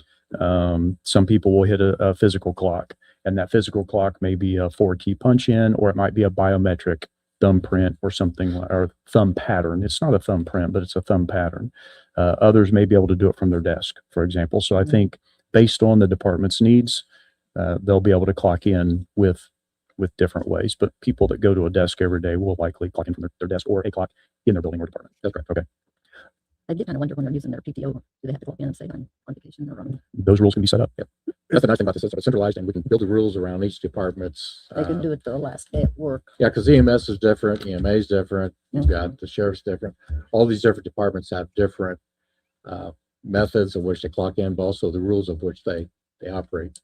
So the software, that's the reason it's taking 6 months, because we're going to sit down with each department and configure those rules based on what their needs are. Work with them. So a vacation request in the future, President Reagan, would be in this system. Somebody go in, they fill out the dates, and then it would send an email based on the chain of custody that's built into the software. They send it to their supervisor, and the supervisor would approve it, or issue what's called an RFI, request for information. They send them back, saying, asking some questions, and until it's finally approved. So it would all be locked in the system and tracked in the system. So nobody would have to track PTO anymore. Sounds good. I would make a motion to approve the agreements upon the approval from legal. Second. Roll call, please. Commissioner Brand? Yes. Commissioner Henry? Yes. Commissioner Reagan? Yes. Thank you. You want the same thing on both agreements? Is that correct? Yeah, I want legal to review them and approve them, and then we can sign them after that. Okay. So there's a hosting agreement and a licensure agreement, correct? Right. Okay. So the motion was for both of those? Yeah. And I'll note so far it's an automatic renewal. So it's a 3-year term with 1 year renewals, and they're automatic renewals. I know we do not love automatic renewals. So Yeah. Yes. I highlighted that in my copy, and I would like to see that language changed. I have a number of edits that I'll send to you, but I highlighted a bunch of stuff, and that's one of them. The automatic renewal, I'd say after the initial 36-month contract term, if that's what we agree to in a future meeting, the automatic renewal they need to come back before this body to be renewed. Okay, so let me know what those suggested changes are. Absolutely. Thank you. Okay, the Peterson Consulting Services. Again, this is a vendor we've used for the last few years. This is reference to capital expenditures. So we gather all the capital asset list from the departments. That's then forwarded on to our consultant, which reviews those to make sure they comply with the federal and state requirements concerning capital expenditure criteria. So that's what this copy does, and we're asking to have the commissioners consider renewing that agreement. This is an annual renewal, right? That's correct. $4,675, and the money comes from out of our contractual services in the auditor's office. Correct. Okay. Motion. I'll make a motion to approve it. I'll second. Roll call, please. Commissioner Brand, yes. Commissioner Henry, Yes. Commissioner Reagan, Yes. And while we're talking about that, you brought up in the employee meeting about the what was it called? The inventory. Yes. In that ordinance that was approved a couple years ago. Right. It set that limit at $500. Anything $500 or more. The department. Right, Kate. That's going to be very interesting to see what happens. I want to bring that up because do we want to keep that limit at $500? I think we can set it. Or well, I think right now it doesn't have a bottom dollar, so we could say track every pencil. Yeah, and I think that's a ridiculous yeah. request. Right. And so I reached out to several other counties, and 500 seems to be the norm. The average. All the other counties that because they all have to do this inventory report. Yeah. And so that's how I come up with the numbers based on what the other counties are doing. Even though the ordinance doesn't say anything below 500, I thought it was way too much to request. I didn't see a good reason to do that. I agree with you. There's got to be a limit. Yeah, I agree with setting a materiality limit for everything. Are you proposing, Commissioner Henry, that we raise that number? That's kind of what I don't know. I've just been thinking about it since we talked about it. And I'm going to talk to you both about putting a bottom limit, make a 500 if you want to amend that next meeting. Let's put that ordinance on our next agenda to revisit. Let's do that. Yeah. Okay. You have that, Jenna. Thank you. Okay, now we have Muncie Land Bank here. Alva, where is the part about Fred? Quest. How many of those properties do I you forget still where hold? that's Are they moving? And he just sold that for $160,000. Land bank is up. Mr. Chambers. Something that we wanted to start putting in bids when we built bridges, is my point. I had not thought about that. So long term. I don't know. That they just do it after they build it. Yeah, build it. And well, and like I said, you do want to give it that time period. I understand. The initial by the county, so the highway department can expand the road and make it a little easier for trucks. I think that's what you were talking about, wasn't it, Tommy?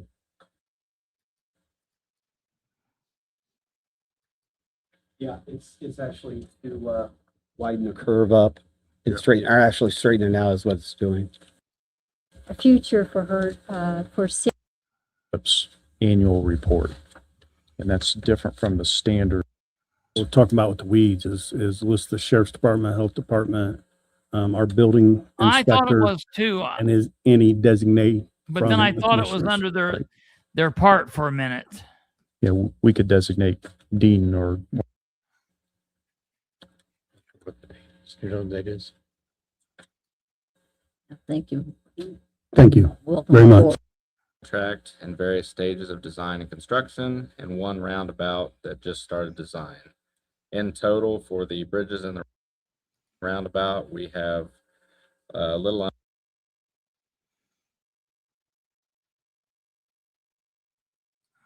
substantiation for it.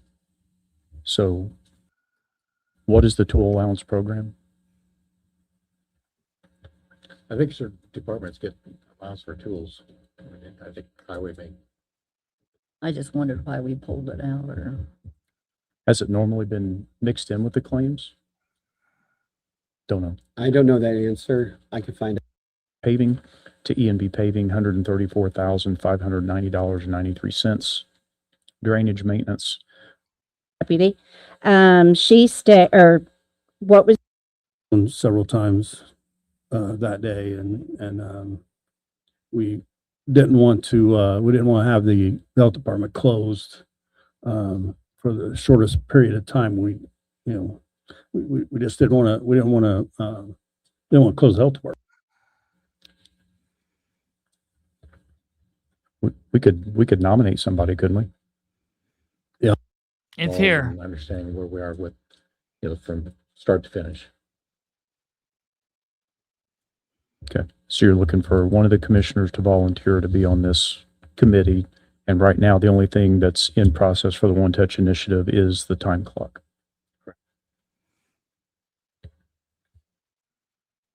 If you're interested, raise your hand.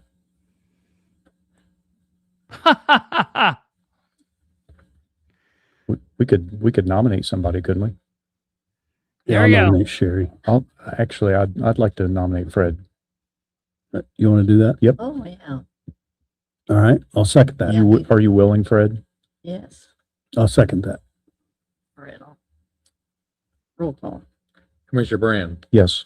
Commissioner Henry. Yes. I'm telling you. So that is Brand sticking it to Ed, because this is what Fred has been absolutely bitching about, and Fred and Ed do not like each other, and it's probably moreover Fred doesn't like Ed, and Ed doesn't like that Fred's been bitching about him. So that's what it is. So this is going to be very, very, very interesting. Fred for auditor. Oh, this is going to be interesting. Commissioner Reagan. Yes. Sherry, I was going to throw you under the bus real Oh, I quick know. there. If I was going to be commissioner. Did you notice that? I'm glad Fred stepped up. Thanks, Fred. I'm glad Fred stepped up. Good morning, Commissioners. Jamie Bain, Administrator of the Health Department. I'd like to take a moment to introduce our new health officer, Dr. David Brand. He's in attendance with us here today. As you guys are aware, we had the passing of the previous health officer, Dr. John Peterson, last week, and held our emergency meetings, and Dr. Brand. Oh, I guarantee you, Ed. Dr. Brand. Everybody, meet I want to thank the commissioners for your confidence in supporting my nomination. Steven's brother. The onboarding process is well underway. Should have it wrapped up mostly by the end of this week. Sorry for the circumstances that have led to this. I look forward to serving the department. Do you get it? Can you see it at all? Can you hear it? Appreciate it. Jamie?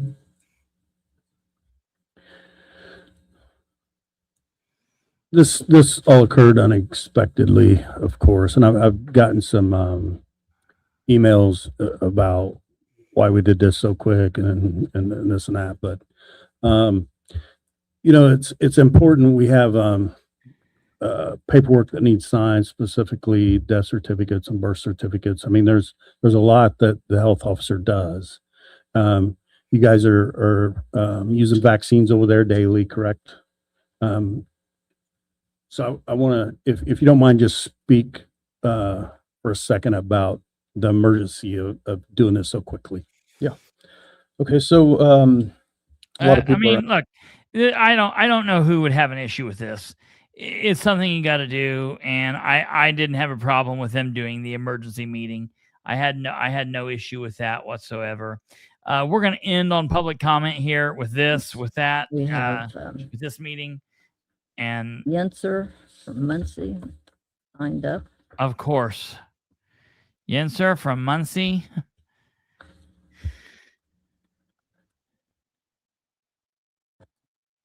Rick Yenser, newsman, author. I'm right, your mom's house. Rick Yenser from your mom's house. Every time you mention spending more at the Justice Center, you should remind we the people that pay income taxes how much it's still costing. It's like 45 million over 20 years, probably about 4 million a year in added. This hair is amazing. Economic development money that should be going to create jobs or at least create more. Yeah, I'll pass on the properties. vaccines. I noticed here, at least you're trying to get more of these properties on the tax rolls, because we don't even have enough tax-paying properties to run schools and government anymore. And it dawned on me the other day when everybody was going off about wanting to get rid of property taxes. Well, I don't think the state's big enough or has enough people to pay somewhere around 14% sales taxes. But back to the original rest of the story. Again, every time you bring up the Justice Center, I always like to bring up the fact we're still paying a debt on the old one that was virtually given away by the government, never settled because of the debt caused by the county not having money a decade or more ago to fix things over there. So I hope you realize too, with your debt, I think the last time I was on Gateway, counties in excess of about 100 million in debt. That's an awful lot for a county. It's got about 110,000 people. So anyway, hopefully we'll have some fun at the fair and we'll have a mild summer after rain and heat and now bad air. Thank you. Thank you. Rita Faulkner. You're going to ask sometime. Cheryl Dawson. Everyone, my name is Cheryl Dawson. My address is 4214 West State Road 28. No. I want to say, just as a preface, my opinions on what I'm going to speak on aren't fully formed. I'm not here to really, I hope I don't create any problems for anyone, but I felt like I wanted to say something because one of the issues is very controversial across the country, and that's of data centers. And there was a couple about a month ago from Eaton who spoke and asked for a moratorium at this meeting. A couple weeks ago, it was Cheryl Swingley. But just last Friday, I learned that there's an existing data center out at Park One from when Mr. Yenser spoke at, I was watching online, and it was the Redevelopment Commission he spoke at. And then also I heard in passing on Friday from an acquaintance that a data center has received permits to locate out near the Muncie or Delaware County Airport. And I guess I just wanted to bring it up because two of our counties in Indiana have banned these data centers. Somewhere between 15 and 20 have placed moratoriums on them, asking for an ordinance just to be sure. I think the intention is that we're protected because there are potential downsides to these. But my opinions aren't fully formed on what I think of data centers. They could be good or they could be detrimental. But I never hear any discussion when I listen to any of the meetings online about them. And I was very surprised to hear about the one at the airport, but then my understanding is that the land they're located on is already zoned industrial, so all they needed to do was apply for permits. And I was thinking I would hear ahead of time about them. So I'm also a landowner that received notice last month that the IMM is looking at my land for potential power lines, which I'll just state here now. I don't want them on my farm. I think my farm has a lot of future potential given its location, and it's really beautiful back in the fields. It's just a lot of wildlife in the creek and a lot of wooded area that I would hate to disturb. But beyond that, I also heard last week of the readiness grants that our state government is thinking, or I'm not sure if they're actually set in motion yet or not, or they're just debated. And it's all connected. Thank you. Okay. So time for the commissioners. Any comments? Here we go. I think this is the end. You're here. I just want to make sure 2523 South Meeker is the property that I mentioned that we sold for $160,000. I quoted the wrong address. And I also wanted to say that, just so that we're on the same page, all the properties that we were asking for on that list are tax certificates. So they're not actually owned by the county. The county has the authority to consider transferring those as tax certificates to a nonprofit. And that's what we're asking for. I just want to make that clarification. Okay. 412 South Pride is actually on that list. Okay, thank you for clarification. Okay, great. Yes, sir. Yes. So to Ms. Dawson's comment there, she said she heard from an acquaintance that there been a data center that's received a permit. I don't know of any data center that's even made an application for a permit, let alone received a permit. Kylene, shake your head if that what I just said is true. Yeah, so no one's even applied, let alone received a permit. Yeah, that's good. We are, Jenna and Danielle and I are reviewing our agenda for ADA compliance. There are some modifications that we're going to have to make sure that our agenda is ADA compliant. Also, we are really getting close to putting out our liability and roofing RFPs. We talked about those a number of months ago, but we're really close to having those. So I would expect those probably to be on our August 3rd agenda to be reviewed and approved, hopefully to be issued. American Electric Power, they're out doing line maintenance. So you may see some dead trees and brush underneath the power lines. I've had a lot of questions about that. And that is American Electric Power doing their line maintenance, their vegetation, their brushy, woody stuff, the growth that's underneath their line maintenance. That's not the county doing that. Mr. Ginser mentioned air quality. Please pay attention to that. You can thank Canada for our atmosphere that we have right now, and it is causing some problems. Fortunately, we're not as impacted as Michigan and some of our northern states, but please pay attention when you're outside to make sure that kids are properly protected. We are also very close to bringing a lease amendment for the Muncie OPCO, the Addiction Recovery Center, out. That hopefully that's on our August 3rd agenda. I already mentioned the Hyde Park cleanup. I believe is a Saturday. Reminder to all every employee or anybody that has a county email address. The Know Before training is coming up due here pretty soon. Also, supervisor training. The commissioners have kicked off some supervisor training for folks that report to and work through the commissioner's office. This is a question probably a little bit for everybody. The Indiana Offender Provider Agreement, we were notified on April 2nd that agreement ended with the state. And that is where inmates that qualify for Medicaid are reimbursed to the county. I've been contacting them on a regular basis saying, hey, are you going to send us the updated agreement? We were notified in the April 2nd email that our reimbursements would stop. Does anybody know, have our reimbursements stopped, or are we still getting those reimbursements? And this isn't a trick question. We should look into it and make sure that we are still receiving reimbursements from the Indiana Offender Provider Agreement. And if not, the ball's been in their court since April 2nd. I responded to that email on April 2nd. I've got an email chain that shows where I've contacted them several times, and they said, no, the ball's in our court. Well, so we're still working on putting language together to give to you folks. But if they're not reimbursing us and we're waiting on them to give us updated language to consider in one of these meetings, it's all on them. So we need to look into that, make sure we're receiving that reimbursement still.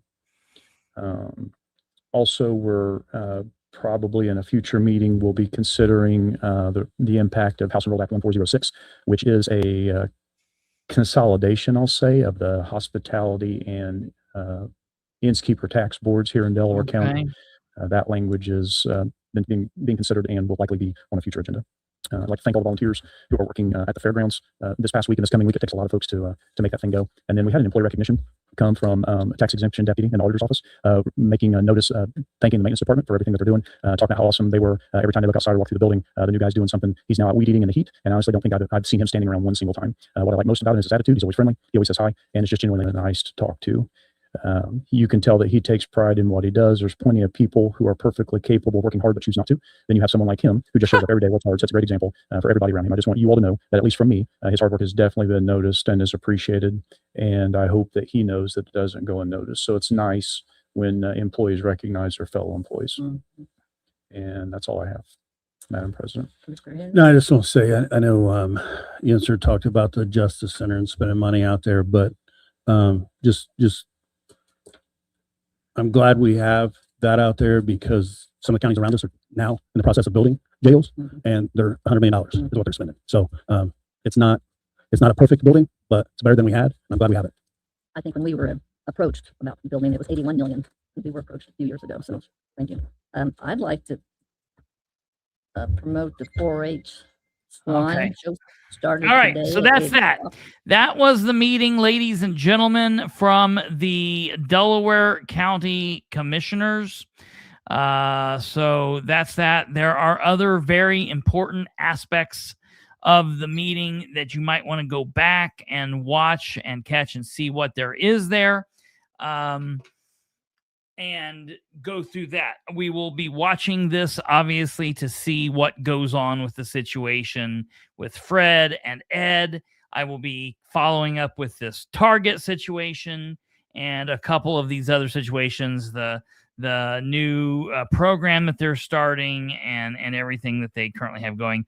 Obviously, we will be following the data center situation. You heard Brand say there that there is not or has not been a company that's filed for an application or looking for an application for data centers here in Delaware County. That's a big thing, because that means nothing can happen until they do the application process. So the fact that no one has even done that yet, that's a plus. We're not going to be lucky. We will not avoid it. We will have this battle here, and it will be a hellacious battle.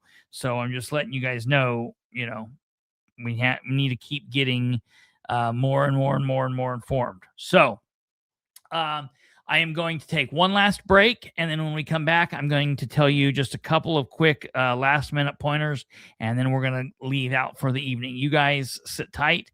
We will be right back. You're listening to the 704th episode of the Political Spotlight. I'm your host, Kristopher H. Bilbrey. We'll be right back. All right, ladies and gentlemen, just to kind of wrap up and end, I've been talking to several different people on a couple different things here. Basically, since this weekend, I've been talking to some people about the situation in Henry County and Dunreath. I'm still in the process of putting all the pieces together there. I'm going to do something with that.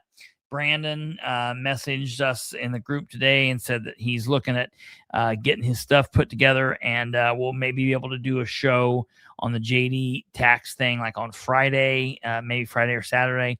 So I'll keep prodding him and seeing what he's saying there. And I will let you guys know. We want to definitely be able to advertise that a couple days in a row before we do it. I'm also getting ready to maybe look at doing something about the flock cameras and doing a show about that and talking to different people, maybe telling you where I stand. I mean, I'm not in favor of the flock at all. And there's been a lot of interesting things that have occurred here in the last couple of months as it relates to flock. So that's definitely something that I'm working on. And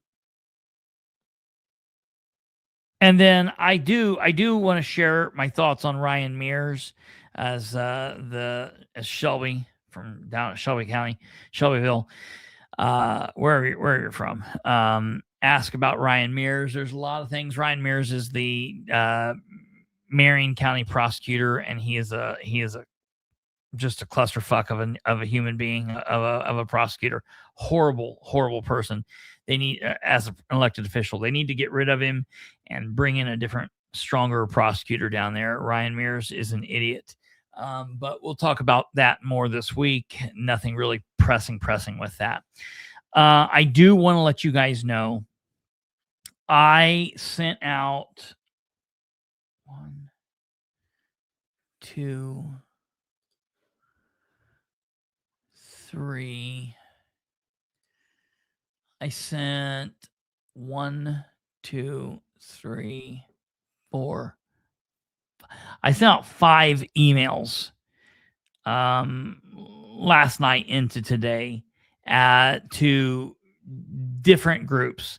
I sent one email I sent to all 9 council members, the mayor, the communications director, Jeff Howe, Shireen Wegley, the controller. I sent it to like literally everybody that's anybody in city government, and ask a series of questions that I wanted everybody to see and be a part of.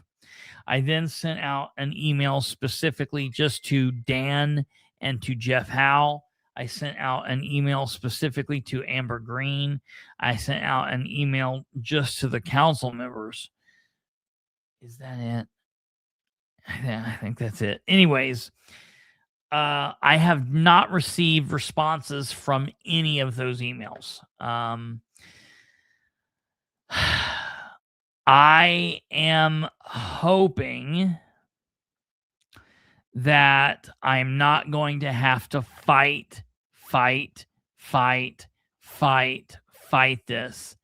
I also, besides the 5 emails, I also sent out a record request.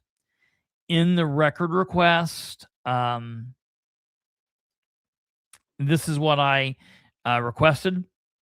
I requested concerning Ordinance 1326, which is the McKinley neighborhood deal, and the veto of said ordinance. Former acting mayor Jeffrey Howell wrote the veto letter to the Muncie City Council dated July 9th, 2026. In the letter, he wrote, at the time of the council's consideration, I expressed some concerns to members of the council, given that he wasn't in attendance at the meeting, and he did not express those thoughts on the record.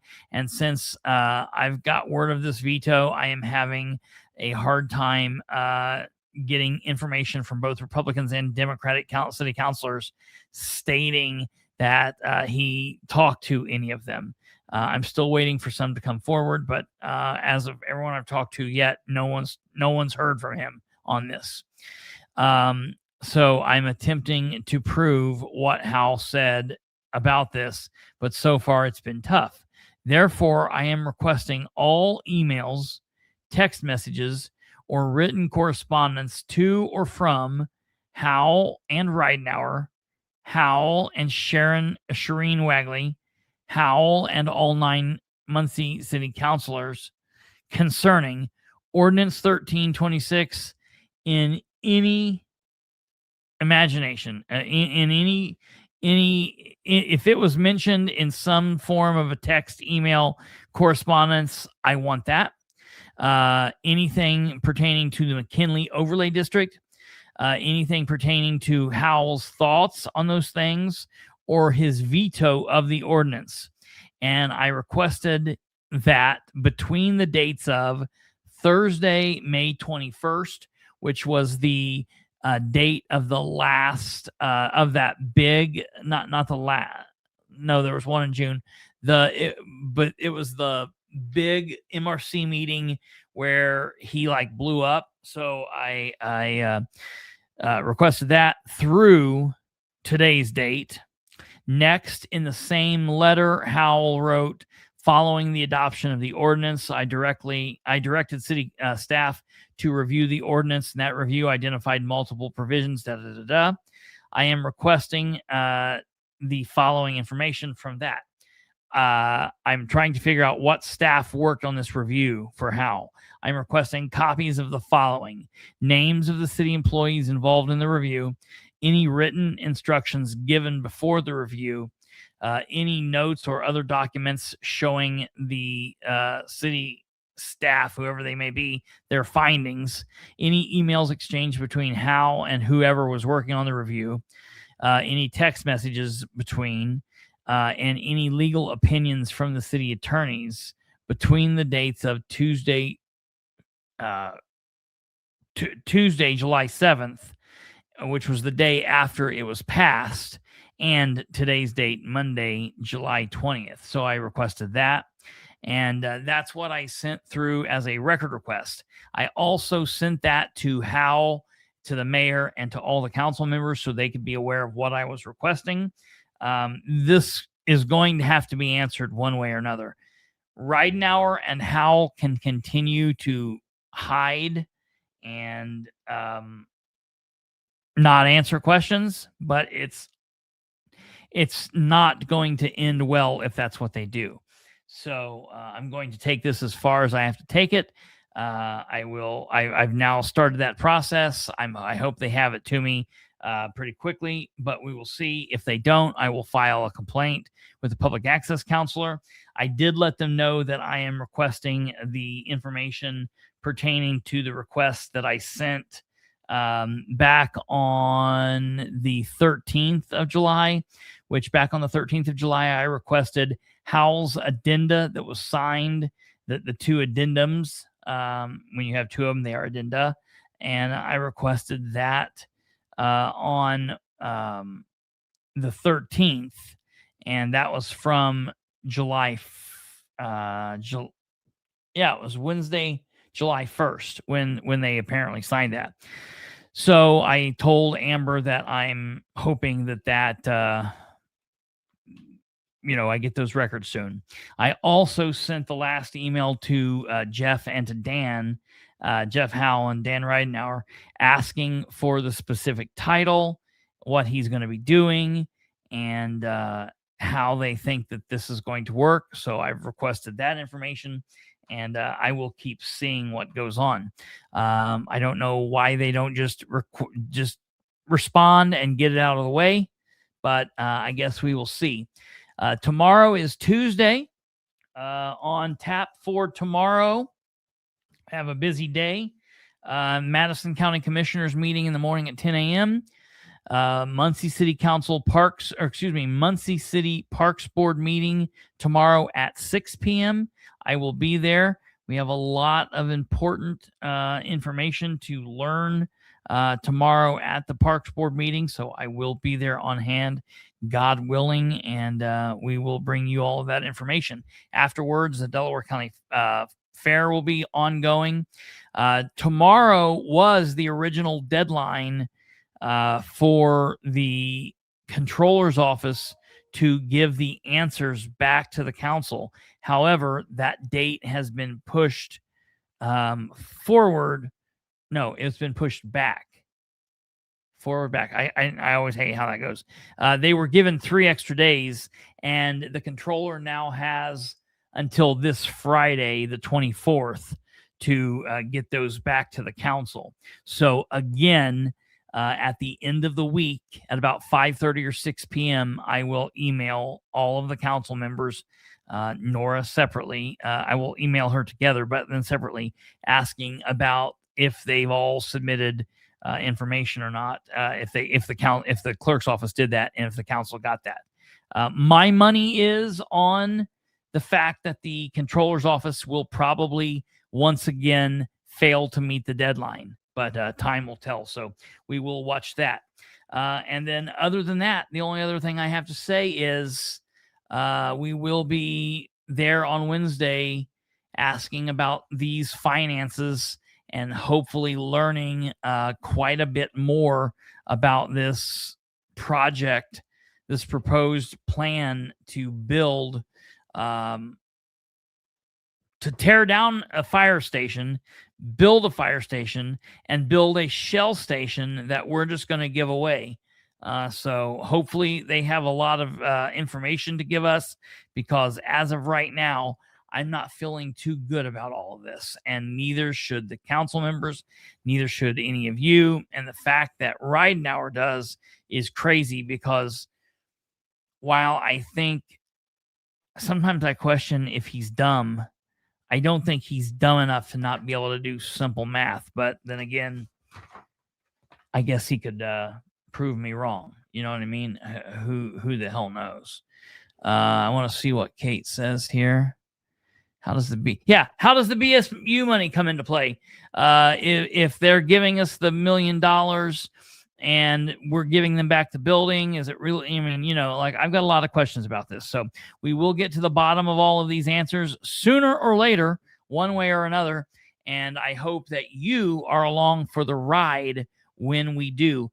Before you leave, I would like to ask you to please smash that like button, hit share, subscribe, do all of that stuff. That would be so wonderful if you would. And just for the very last thing here, let me see. Has Dan said whether he plans to seek a third term? Been out of the loop. I will tell you. Sorry, I didn't know you were getting it. Sorry about that. Has Dan said whether he plans to seek a third term? I have not heard. I don't know. I don't know. Kate said the city posted a community update, like literally while we were on the show tonight. They posted it an hour ago. You guys want to hang around for 1 second and see what this is? I don't know why they would have posted that so late. I don't know what she's doing. It's let me see how long it is.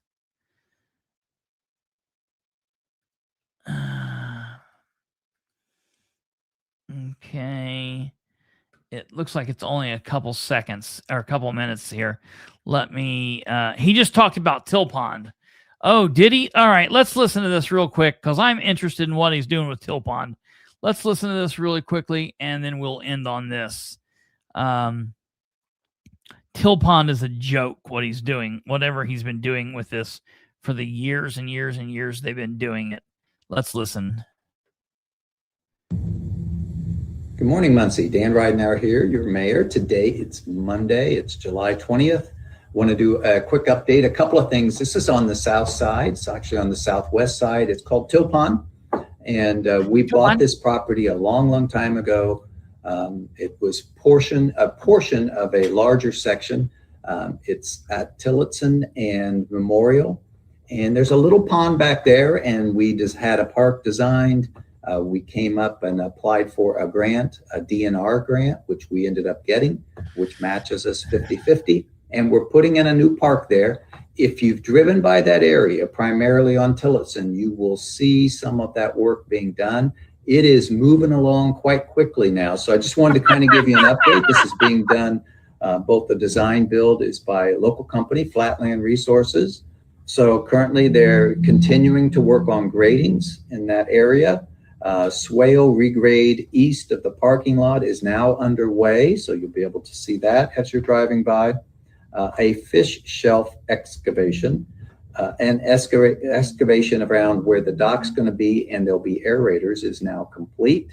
There's a berm on the northeast corner is in the process of being constructed. Those are things being worked on right now. Some upcoming things that they're working on is stone installation for the trail.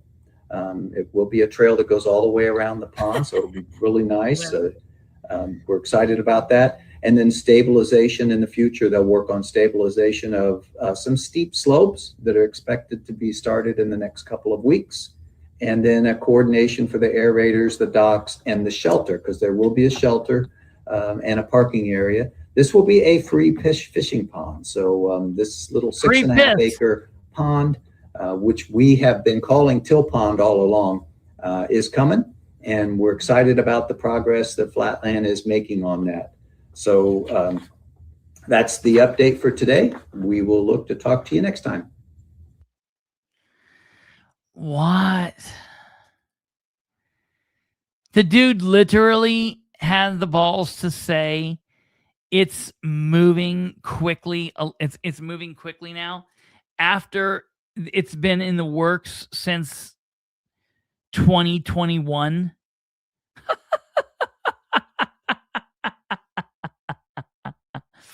At 10:20. What is the point? What else did Amber have going on all day that she couldn't have posted that at 2 p.m. or 3 p.m.? Kate has a, what was that? I was trying to get you. One of these days, I'm going to get you. All right, you guys, have a good night. Take care. God bless. Have a good evening. Bye.